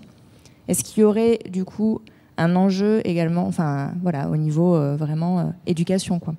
Alors juste pour faire un témoignage particulier, donc Mayan a aussi un côté associatif, donc on est une association qui intervient dans les écoles de l'Hérault, du Gard, et qui parle justement de ce qu'est un cours d'eau, de comment survient une inondation, etc. Donc oui, évidemment que ça commence par là, hein. On a aussi une animation qui parle des économies d'eau, donc comment ne pas gaspiller l'eau, parce qu'il y a aussi ce côté-là, on est sur les inondations, il y a le côté sécheresse aussi à aborder. Mais oui, la culture du risque, là, la pédagogie commence avec les plus jeunes, en relation avec évidemment le cursus scolaire, c'est-à-dire avec le cycle de l'eau, qu'est-ce que c'est, du coup l'épisode Cévenol, qu'est-ce que c'est dans nos régions méditerranéennes. Et voilà, et on parle de consignes de sécurité, on essaye de leur faire comprendre, voilà, il y a des sorties qui existent autour du Lez pour Montpellier, autour du Vidourle, etc., etc. Et leur faire comprendre ce que c'est un cours d'eau, comment gérer le risque, leur montrer des photos, des vidéos, même si pour certains en fait c'est toujours pareil, on a l'enfant qui avait perdu son oncle au cours des inondations de 2002 parce qu'il traversait un pont à ce moment-là, donc forcément cet enfant on est sûr que sa famille lui en parlera, est sensibilisé, voilà. Et il y en a d'autres qui ont pas le réflexe, mais ça commence à cet âge-là évidemment, et on leur distribue et on leur dit de pas hésiter avec des petits carnets très pédagogiques de le donner à leurs parents pour toucher tout le cercle familial, etc. Donc oui, il y a un manque, je pense, parce que Ce manque même, et après j'ai envie de dire que même si ces enfants sont sensibilisés, rien ne nous dit que dans 10 ans ils n'auront pas oublié tout ça, et que si on ne subit pas de crue et si on n'en vit pas une, on a une capacité à oublier le passé assez importante. Voilà, on est d'accord que ceux qui vivent des crues s'en rappelleront toute leur vie, mais voilà, pour parler de la ville de Nîmes, ils ont subi une crue en 88, ils ont resubi une crue en 2014. Voilà, il y a certains gens qui arrivent à Nîmes encore aujourd'hui, qui achètent des bâtiments, on leur dit que c'est en zone inondable. Maintenant, on leur dit, il y a encore 5 ans, c'était pas toujours le cas, et aujourd'hui, quand on vient leur dire qu'il y a 2 mètres, il y avait eu 2 mètres en 88, ils sont toujours sur le couloir. Non, mais il y a eu des aménagements qui ont été faits.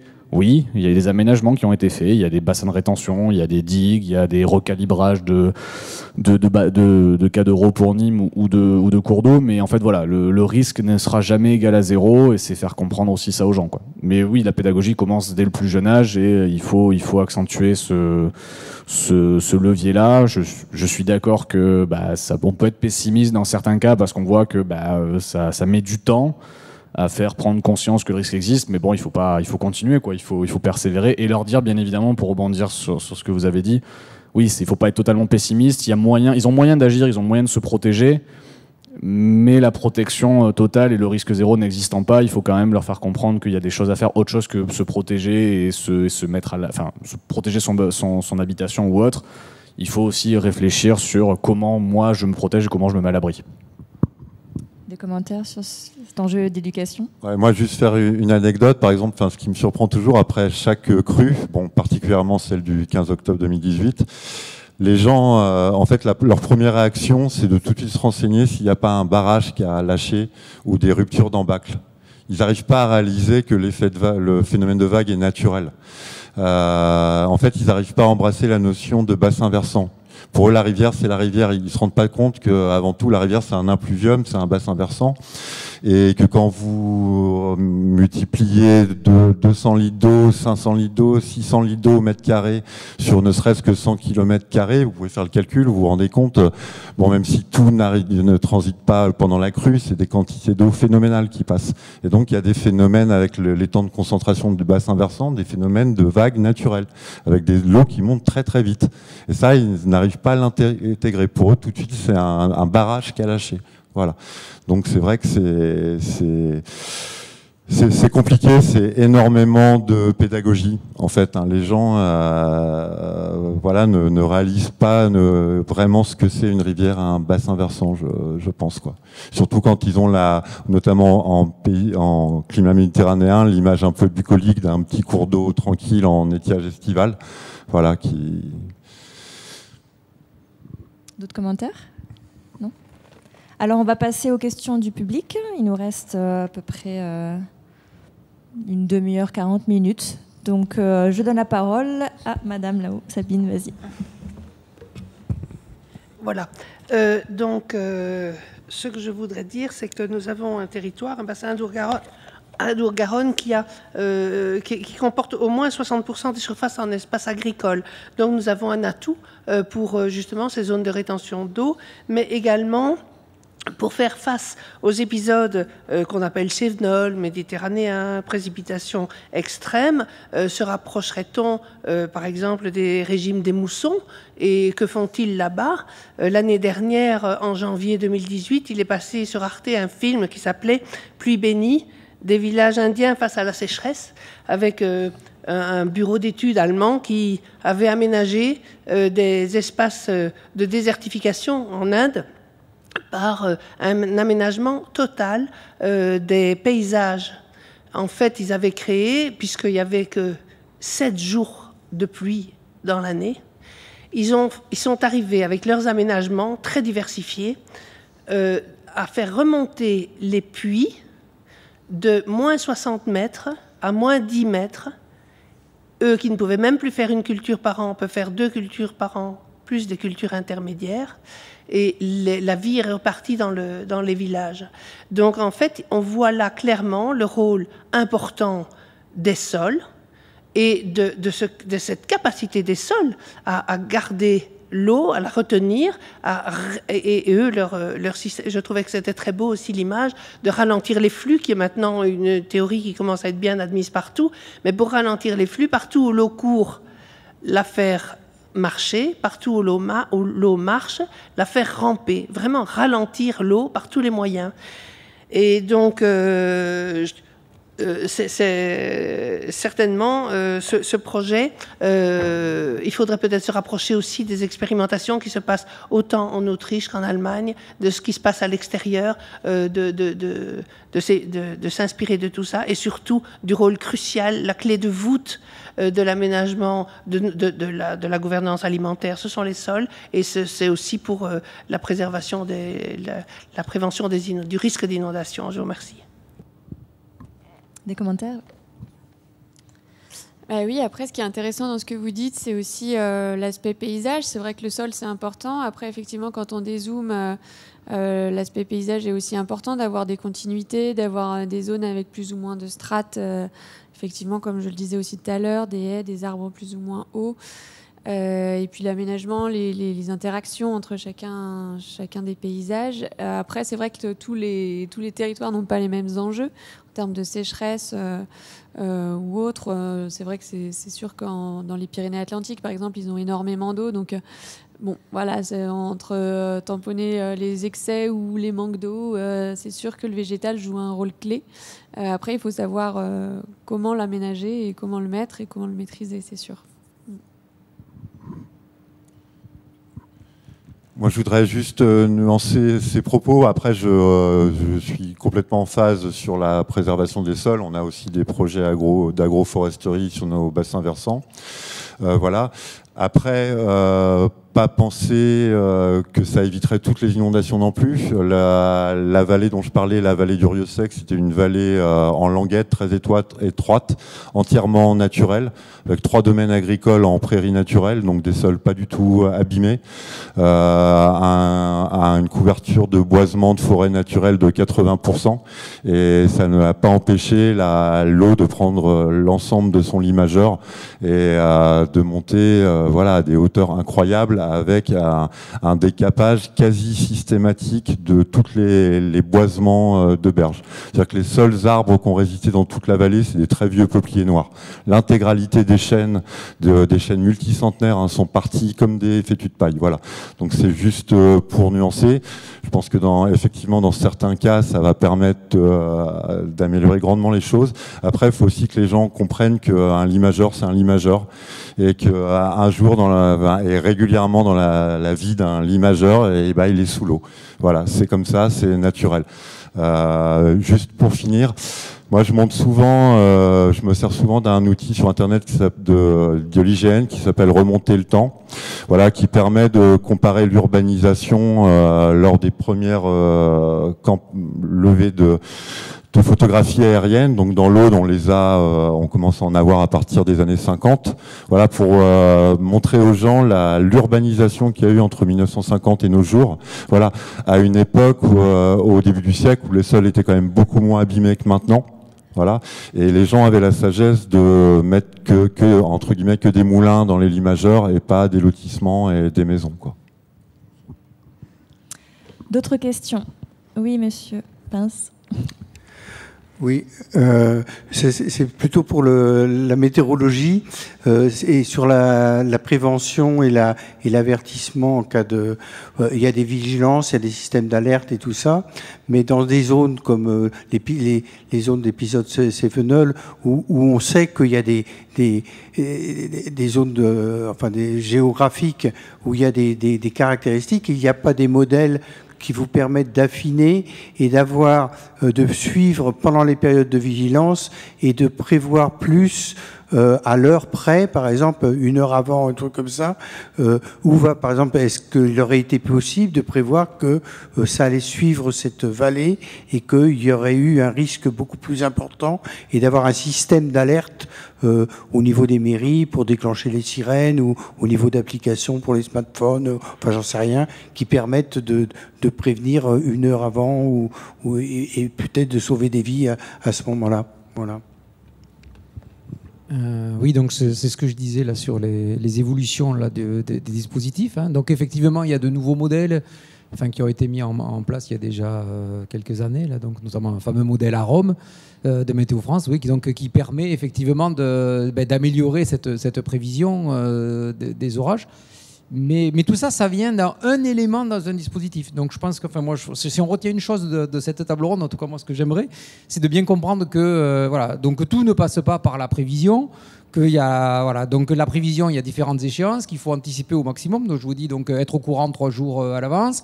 Ensuite, donc, l'information, la vigilance qu'on va communiquer à la télé. Et puis ensuite, donc, effectivement, des informations quelques heures avant qui vont préciser la zone géographique qui est concernée. Donc, à ce moment-là, comment est-ce qu'on avertit les populations aujourd'hui? Peut-être on ne sait pas bien le faire. Donc, alors qu'on a beaucoup de réseaux sociaux et qu'on est abreuvé d'informations dont on n'a pas forcément envie de recevoir sur son smartphone, celle-là, elle serait peut-être utile.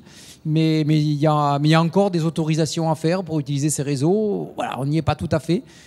Donc aujourd'hui, ça passe beaucoup par les maires, donc voilà, qui ont à la fois donc, les plans communaux de sauvegarde et puis comment on les avertit.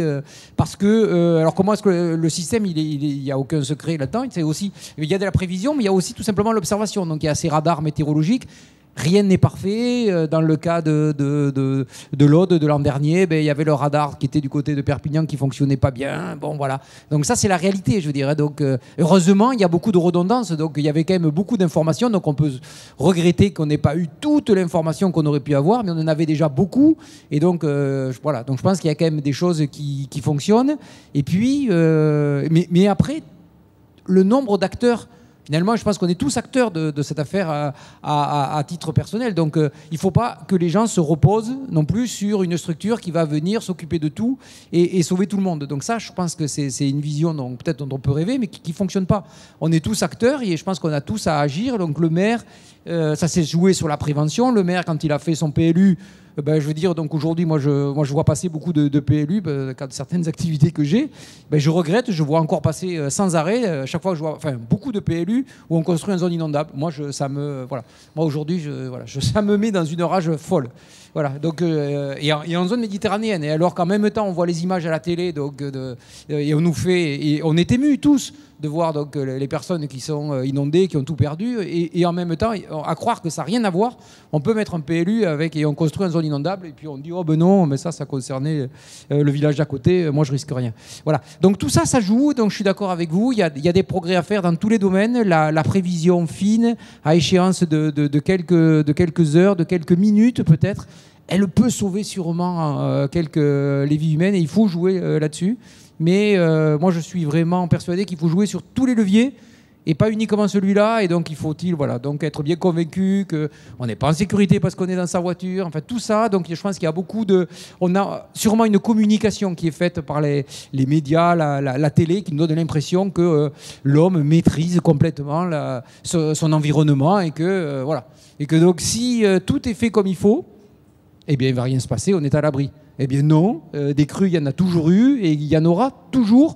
Après, moi, j'entends le discours sur le fait qu'il faut les atténuer, les pratiques agricoles. Ça, moi, j'adore ce discours-là. Je veux dire, c'est important de le faire. Hein. Voilà. Mais tout ça, ça contribue à essayer de réduire les effets des crues, de ne pas construire. Voilà.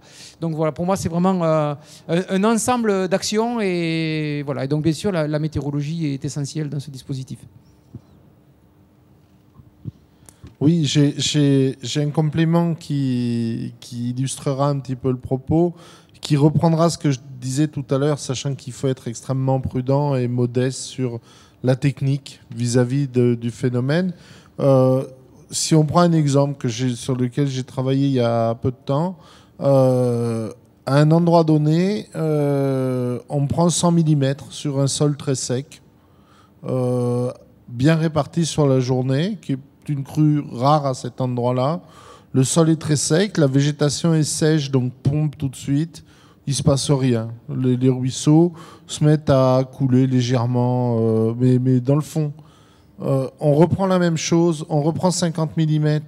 3 mois plus tard, après une période pluvieuse, il n'y a plus de végétation, et à ce moment-là, ça déborde partout.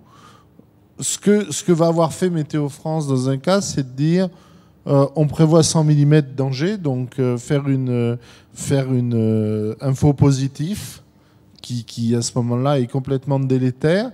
Et la fois d'après, dire faites attention, il tombe que 50 mm. Ça ne devrait pas être trop dangereux, mais parce que le sol est saturé, parce que ceci, parce que cela, on a une réaction importante. La prévision, elle était bonne dans les deux cas.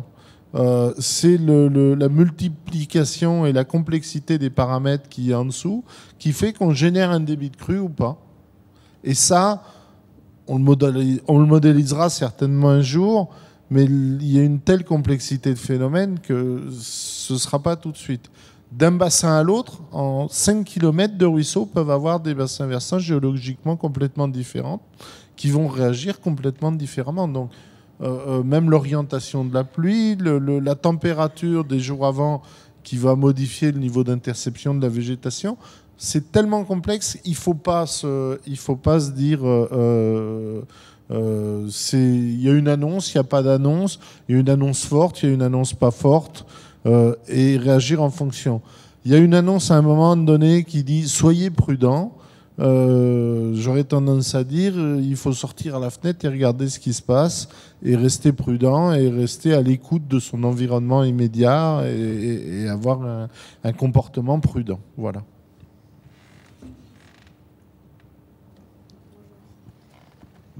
Je rajouterais peut-être juste qu'effectivement, investir énormément d'énergie ou d'argent, même dans une prévention extrêmement fine, je pense que c'est moins efficient que effectivement pouvoir s'adapter et être plus capable d'avoir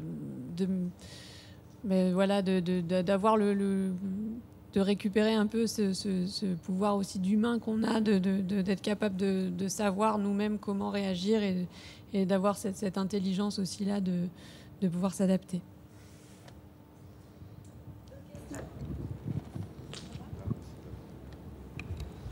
Bonjour, merci d'être venu et pour la pédagogie dont vous avez fait preuve.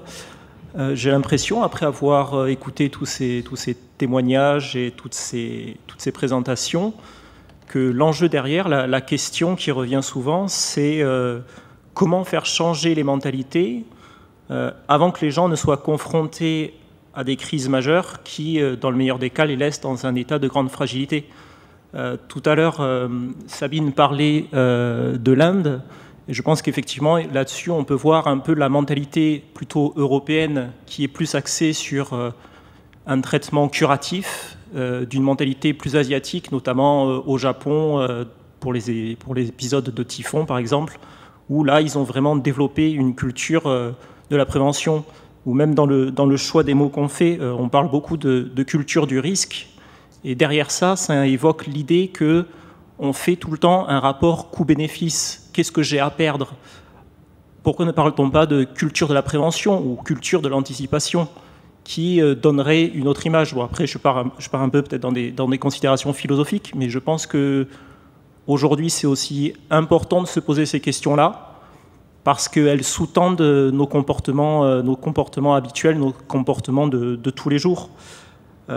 On a souvent cette vision prédominante des choses, de se dire qu'on prend la vision simpliste de se représenter la réalité comme une simple opération coût-bénéfice.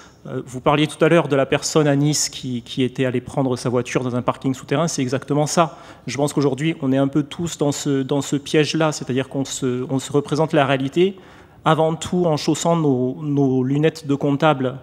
Et on le voit très bien aujourd'hui, c'est beaucoup plus complexe que cela. Donc voilà, c'est pas vraiment une question, c'est plutôt une opinion que j'avais à partager. Merci. Merci. Des commentaires éventuels? Je partage une partie de votre avis. Côté culturel, c'est sûr. Après, il faut pas quand même. On n'est pas totalement tout noir en France. On est quand même un des pays où on a un panel de documents réglementaires. Alors c'est toujours de la réglementation et beaucoup de blabla, c'est sûr, mais on est quand même à l'avance. Pour prendre un exemple, le Canada et notamment le Québec, pour avoir des échanges un petit peu avec eux, sont quand même très en retard à ce niveau-là, au niveau de la prévention, au niveau de l'organisation, comment on s'organise. Il faut savoir qu'une grande partie des communes en France sont équipées d'un PCS. C'est des documents quand même qui sont assez bien faits, qui organisationnellement, pour beaucoup de communes, hein, peut-être pas pour toutes, mais dans la majorité, qui permettent d'être hyper efficaces. qui permettent de s'organiser très vite, qui ont fait leurs preuves et qui ont épargné un nombre important de vies. Voilà, là on prend des exemples où forcément c'était des cas extrêmes, hein, des moments où voilà, c'est ce qui s'est passé dans l'Aude, voilà, ça s'est passé dans la nuit, c'est un événement qui va servir forcément à alimenter les PCS et l'organisation, que ce soit des communes ou de l'ensemble du bassin versant. Mais voilà, on se nourrit aussi des événements au fur et à mesure qui passent, au niveau maintenant depuis plusieurs années, c'est-à-dire qu'on les enregistre. Autant pendant des années, on voyait passer, on se disait bon, oui, quand même, c'est costaud. Depuis maintenant 20-30 ans en France, on prend note de ce qui se passe, on essaye de grandir avec, de s'adapter. Mais encore une fois, oui, c'est très lent. Et pour faire un parallèle avec ce qui se passe actuellement dans le monde, on parle de dérèglement climatique, les changements sont extrêmement lents, les changements de comportement, et c'est vraiment une notion, voilà, c'est là où on parle de culture. Il y a un levier à activer, il faut vraiment changer nos mentalités, il faut vraiment changer nos modes de vie, nos modes de fonctionnement. Mais c'est compliqué. Et c'est compliqué parce que tant que ça n'arrive pas sous nos yeux directement, tant que ça n'arrive pas chez le voisin ou dans notre commune, ça paraît pas réel. Ça paraît être du vent, ce qu'on dit, comment on communique. Mais oui, sur le côté culturel, sur le côté comparé avec un autre pays, si on peut comparer aussi avec les Pays-Bas, qui ont des ouvrages de protection contre les inondations faramineux, qui font leurs preuves, hein, qui sont efficaces, évidemment, mais c'est encore ils sont allés sur autre chose. Ils sont partis c'est une culture d'Europe du Nord qui font qu'ils sont vraiment dans la protection, dans l'action directe, et des fois pas toujours en cherchant à englober toutes les personnes qui sont autour. En France, on est beaucoup dans et c'est important. On essaye de discuter avec tout le monde, avec que ce soit les habitants, avec les maires, avec les syndicats de bassin, avec les entreprises. Voilà, donc ce qui fait que des fois, la machine est un peu lente à mettre en route parce qu'il faut essayer que tout le monde trouve son compte, que tout le monde soit d'accord avec ce qui va être mis en place. Et c'est ce qui fait que des fois, on a un temps d'action qui est assez lent par rapport au temps du dérèglement climatique, par rapport aux inondations qui peuvent arriver du jour au lendemain. Et encore une fois, j'espère que non, mais peut-être que demain matin, on se réveillera en se disant que dans le Gard, ils ont pris un épisode assez important et éventuellement avec des dégâts. Mais là, on en parle, on le sait, il y a une vigilance orange qui est en cours, il y a des alertes qui sont mises en place, il y a un orage qui arrive. Voilà. Après, dans le Gard, il commence là, voilà, il y a, sur Twitter, il y a des communications qui arrivent, il y a des mesures qui sont en train de se mettre en place. Voilà, c'est une sensibilisation qui fait qu'un département ou une commune va être plus apte à se préparer parce que culturellement, elle aura vécu, elle aura appris, elle se sera adaptée. Voilà. Juste si je peux répondre, je ne peux m'enlever l'impression, par exemple, que ce matin, nous devions avoir la vice-présidente de la région qui n'est pas venue. Je pense que si ça avait plus de poids politique, elle aurait été là. Je pense que si les sénateurs qui se sont inscrits, qui ne sont pas venus, auraient été là également, s'il y avait eu un poids politique. Vous me dites qu'il y a des lois, je suis absolument d'accord. Maintenant, il y a avant tout une logique politique pour que ceux qui font de la politique agissent. Les agriculteurs, c'est pareil.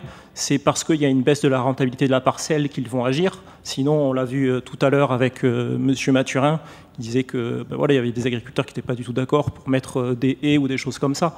Et c'est pareil pour l'usager. Il va prendre la solution la plus rapide. Donc c'est pour ça que je parlais qu'il y a vraiment un questionnement profond à faire sur la mentalité, sur nos choix éthiques, sur les valeurs qu'on met en avant.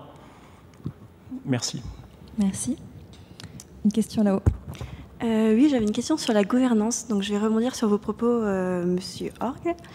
Vous avez mentionné qu'il y avait une diversité d'acteurs qui travaillent sur des temporalités différentes, sur des périmètres différents, et qui ont une façon de considérer le risque aussi très variée. Et je me demandais aujourd'hui comment permettre de garder une cohérence entre les acteurs, et notamment comment garder une cohérence entre les acteurs quand on travaille sur les questions de réglementation et d'innovation. Et est-ce que dans votre pratique, vous avez des retours d'expérience un peu sur des formes de gouvernance innovantes? Voilà. Vaste question. Des gouvernances innovantes. Je vais prendre l'exemple de ce qui se passe depuis un an sur deux, trois projets qui sont nés sur justement l'arrivée de construction de quartiers résilients, qui est qui sont des projets qui sont pas toujours bien vus par beaucoup de monde, c'est-à-dire qu'on construit, mon quartier résilient, en fait, on construit dans une zone que le PPRI considère comme inondable. Voilà. Inondable, certes, mais avec des hauteurs d'eau, des vitesses d'eau qui sont jugées, on va dire, respectables, concevables, pour pouvoir construire quelque chose dessus. Alors, on peut construire, mais il faut respecter un nombre de règles assez important, des règles structurelles, premièrement. Enfin, c'est surtout des règles structurelles d'ailleurs, c'est voilà, avoir un plancher habitable qui doit être à une certaine hauteur, à ne pas avoir de pièces habitables au rez-de-chaussée si rez-de-chaussée il y a, voilà, tout ça c'est des règles structurelles. Et pour venir sur ce qui est innovant, en termes de constructibilité, j'ai pas la compétence pour parler de construction un peu innovante, ou en tout cas en termes vraiment de bâtiments qui sont construits actuellement. Après, c'est vraiment organisationnellement parlant. C'est-à-dire que ces quartiers, en fait, on va axer le fait que, déjà, là, on est dans ces projets-là, pour Noirmoutier, je reviens, on est dans la phase où on présente le quartier qui va être mis en place, avec qu'est-ce qu'on va mettre comme habitat, etc., etc. Après, c'est la question de vendre ce quartier. C'est-à-dire qu'il y a des gens qui vont devoir acheter dans un quartier qui va être classé comme inondable, ils vont avoir cette information. Et la question maintenant, c'est de se dire comment on arrive à faire venir ces personnes-là, et je reviens au côté culturel, argent, financier, etc. Comment on fait venir ces personnes-là dans une zone inondable? C'est essayer de faire sortir ce côté un peu novateur, ce côté un peu nouveau, en fait. Ok, on va vivre à partir d'aujourd'hui dans un territoire à risque, mais partout en France, hein, c'est plus possible de construire dans les zones où les gens veulent habiter, c'est-à-dire pas loin du centre-ville, avec un petit coin de bois, avec le cours d'eau en bas de la maison, sans qu'il y ait de risque, ça n'existe plus. Donc maintenant, c'est faire comprendre aux gens que oui, on essaye de construire de nouvelles choses, on essaye de s'adapter, on veut que ce soit habitable et on veut que ce soit sécurisant.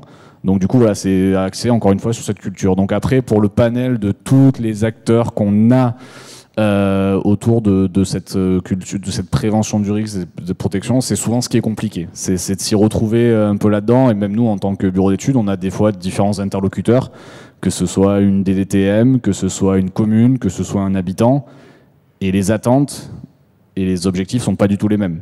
Enfin, quand la DDTM nous dit, nous, on veut que ce soit comme ça c'est pas constructible et c'est comme ça et c'est pas autrement, via un PPRI, et que ça c'est les services de l'État, du coup. Oui, le service de l'État, et que la commune, on arrive devant un maire et le maire, lui, noir sur blanc, il nous dit clairement, mais non, c'est pas possible, on peut pas me dire que ce territoire-là est inondable dans ma commune, c'est jamais arrivé.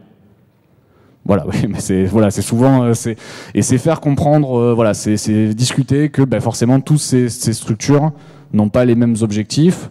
Mais il faut essayer d'entrer dans une forme de discussion, une discussion clairement entre toutes les parties prenantes, pour essayer de tirer tous dans le même sens. Mais ça, il y a encore un chemin à faire. Après, il y a des territoires où ça se passe relativement bien, ça a été fait de façon raisonnée, de façon ouverte, où tout le monde a pu participer à la discussion. Je reprends à l'exposé précédent. C'est ça, c'est que quand on implique tout le monde dans le projet qui va être fait ou dans le texte de loi qui va être émis, etc., on a quand même plus de chances que ça se passe mieux que de faire ça de son côté, de présenter ce qui est votre PPRL sur votre commune, et puis c'est comme ça et pas autrement, et puis voilà quoi. Donc voilà, côté innovation, c'est ce qui me vient en tête, ou côté projet innovant.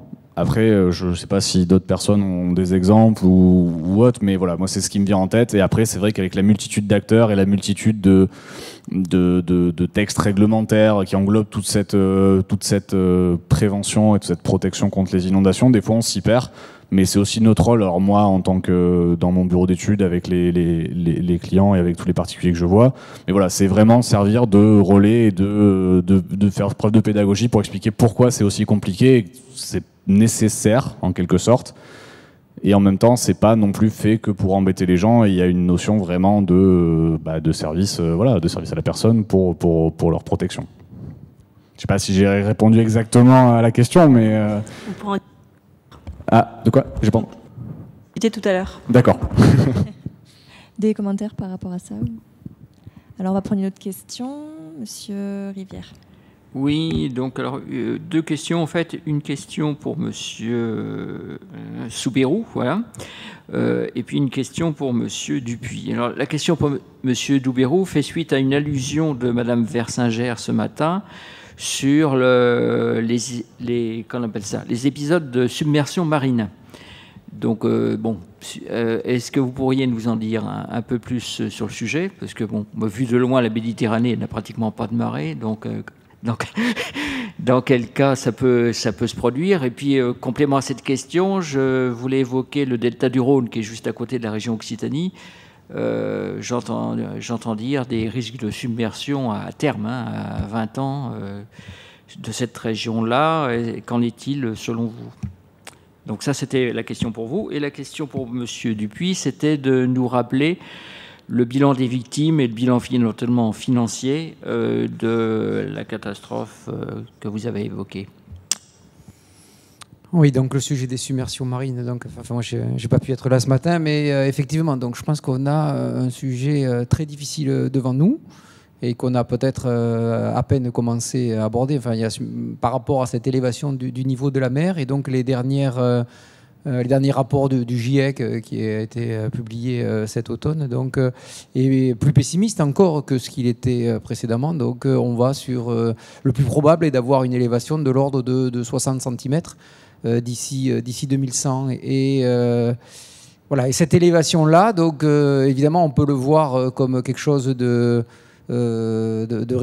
régulier, de doux, mais c'est pas ça du tout. Donc effectivement, donc ça se combine dans des situations de tempête en Méditerranée où il y a déjà donc des surcotes. Donc il n'y a pas besoin de marée astronomique.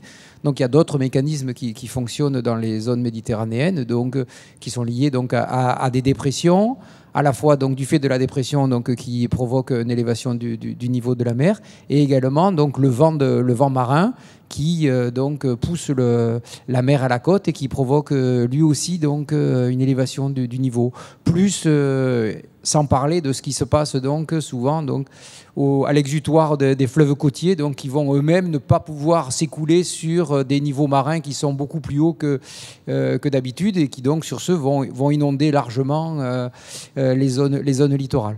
Et donc on est bien sur un phénomène donc qui va s'aggraver progressivement, donc on le sait, et ça menace énormément le cordon littoral méditerranéen. Donc voilà, donc je pense que c'est des choses compliquées qui sont à traiter, mais on a maintenant donc toute une bande littorale qui au cours des 50 prochaines années progressivement va se retrouver sûrement confrontée à des situations très compliquées.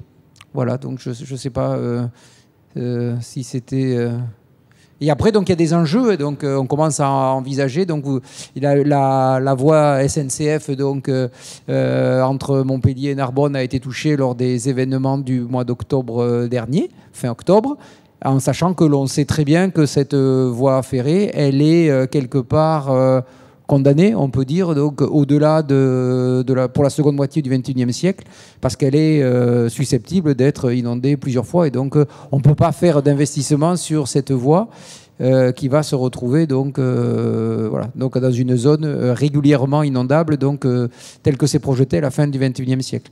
Donc on a des chantiers très difficiles, je pense, à traiter par rapport à ce risque de submersion marine.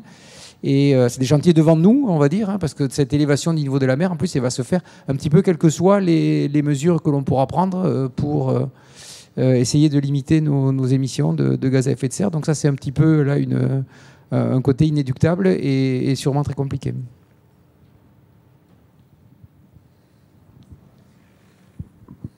Oui, alors au niveau des inondations dans l'Aude, le nombre de morts, malheureusement, je le connais bien, vu que son bassin versant, c'était donc 14 personnes. Donc peut-être à mettre en corrélation avec le nombre de morts lors des inondations du 13 novembre 99, où il y avait eu, je crois de mémoire, 26 ou 27 morts. Donc, à une époque, voilà, où l'alerte de crue, tout un tas de choses n'étaient pas du tout développées. Donc, même si c'est terrible, voilà, nous on considère que ça aurait pu être bien pire si ça avait été une crue de jour, ou quelque part les circonstances ne sont pas si mal déroulées que ça, hein, parce que c'était quand même une crue exceptionnelle. Par contre, au niveau économique, je vais être incapable de vous répondre au niveau voilà, je sais qu'au niveau du conseil départemental, la collectivité, je crois qu'ils doivent en être à 220 millions d'euros de dégâts. Mais après, je vais pas être capable, je sais pas si on a encore le retour sur tout ce qui est privé. Enfin voilà, je vais pas avoir l'info. Merci. D'autres questions éventuelles? Non, apparemment. Si, une là-bas, une dernière alors. Bonjour, je voulais aborder la question de la pollution biologique, microbiologique, chimique par rapport aux inondations, parce que personne n'en a parlé. Vous avez parlé beaucoup des dégâts, des choses, des vies humaines aussi. Donc, est-ce que dans la prévention, la sensibilisation, ces questions-là rentrent en compte, ou qu'est-ce qui est fait actuellement vis-à-vis de ces problèmes-là?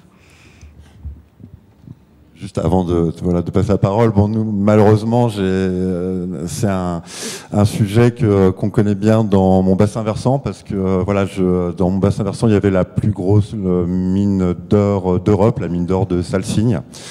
Et on a la double peine parce que suite aux inondations du 15 octobre 2018, non seulement on a eu des inondations catastrophiques, mais on a eu une pollution à l'arsenic catastrophique, quoi. Enfin vraiment avec des niveaux d'arsenic qui sont 40 fois supérieurs à la norme sur une grande partie de toute la plaine.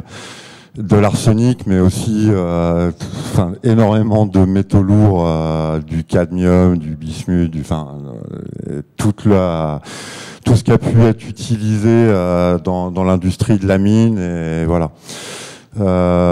Après, au niveau pollution, après, nous, c'est pas une de nos compétences en tant que syndicat de rivière. Après, ce qui est clair, c'est que si vous voulez, au lendemain des crues, évidemment, vous avez des dizaines de cuves à fioul qui partent, les réseaux de STEP, 90% des réseaux de STEP qui sont inopérants. Donc, évidemment, il y a une grosse pollution pour le milieu. Alors, pendant la crue, je dirais qu'il y a des tels volumes d'eau c'est pas pire qu'en temps habituel, quoi. Hein. Je veux dire, quand vous avez 500 mètres cubes secondes qui passent, si la STEP marche plus, je dirais que c'est moins grave que quand vous êtes à 3 litres par seconde avec une STEP qui marche mal en été, quoi. Mais après, effectivement, hein, ça pose effectivement le problème de la pollution des sols et des sédiments. Voilà, par contre, nous, on n'a pas trop la compétence là-dessus en tant que syndicat de rivière, mais effectivement, c'est terrible pour le milieu. Alors, juste pour quand même rebondir sur une note positive, en même temps, une crue, c'est terrible pour le milieu par rapport à ces impacts de résidus d'activité humaine qui se retrouvent dans la nature. En même temps, c'est une chance formidable de renouvellement pour le milieu. Nous, par exemple, juste pour donner 2-3 faits, notamment la vallée qui a été entièrement décapée du Rieux-Sec est une très bonne vallée pour les salmonidés, quoi, pour la truite fario, avec une souche patrimoniale. Et on était vraiment inquiets. On avait demandé d'ailleurs de le mettre en réserve pendant 2 ans parce que voilà, moi, en parcourant 17 km, j'ai dû voir 3 truites après la crue, alors qu'il y en avait partout. Et en fait, par exemple, on a une reproduction exceptionnelle de truites, quoi. Enfin, comme on n'en a jamais eu, quoi. Tout simplement parce que le milieu est complètement renouvelé, qu'une truite, ça se reproduit sur du gravier, sur des frayères, et quand vous retrouvez qu'il y a des frayères partout, voilà, plus de prédation par les adultes, donc il y a des truitelles partout. Et pareil, au niveau de la régénération de la ripisylve, quand vous prenez les espèces de communautés à bois tendre, type peuplier noir, peuplier blanc, saule, arbustif ou arborescent, en fait, il y a des régénérations, mais massives, c'est incroyable. Vous vous retrouvez en fait comme ces espèces pionnières avec des dizaines de milliers de petits peupliers, petits saules derrière la crue. Donc c'est vrai qu'on voit toujours le côté catastrophique des dégâts humains. On oublie souvent de parler de tout le côté régénérateur et bénéfique pour le milieu à grande échelle, quoi. C'est le rôle de la crue de régénérer le milieu, à la base quand même. Des commentaires des autres ou on en finit là? Donc sur ces paroles, on va terminer, voilà, sur ces paroles optimistes. Nous allons terminer la table ronde. Merci beaucoup à vous.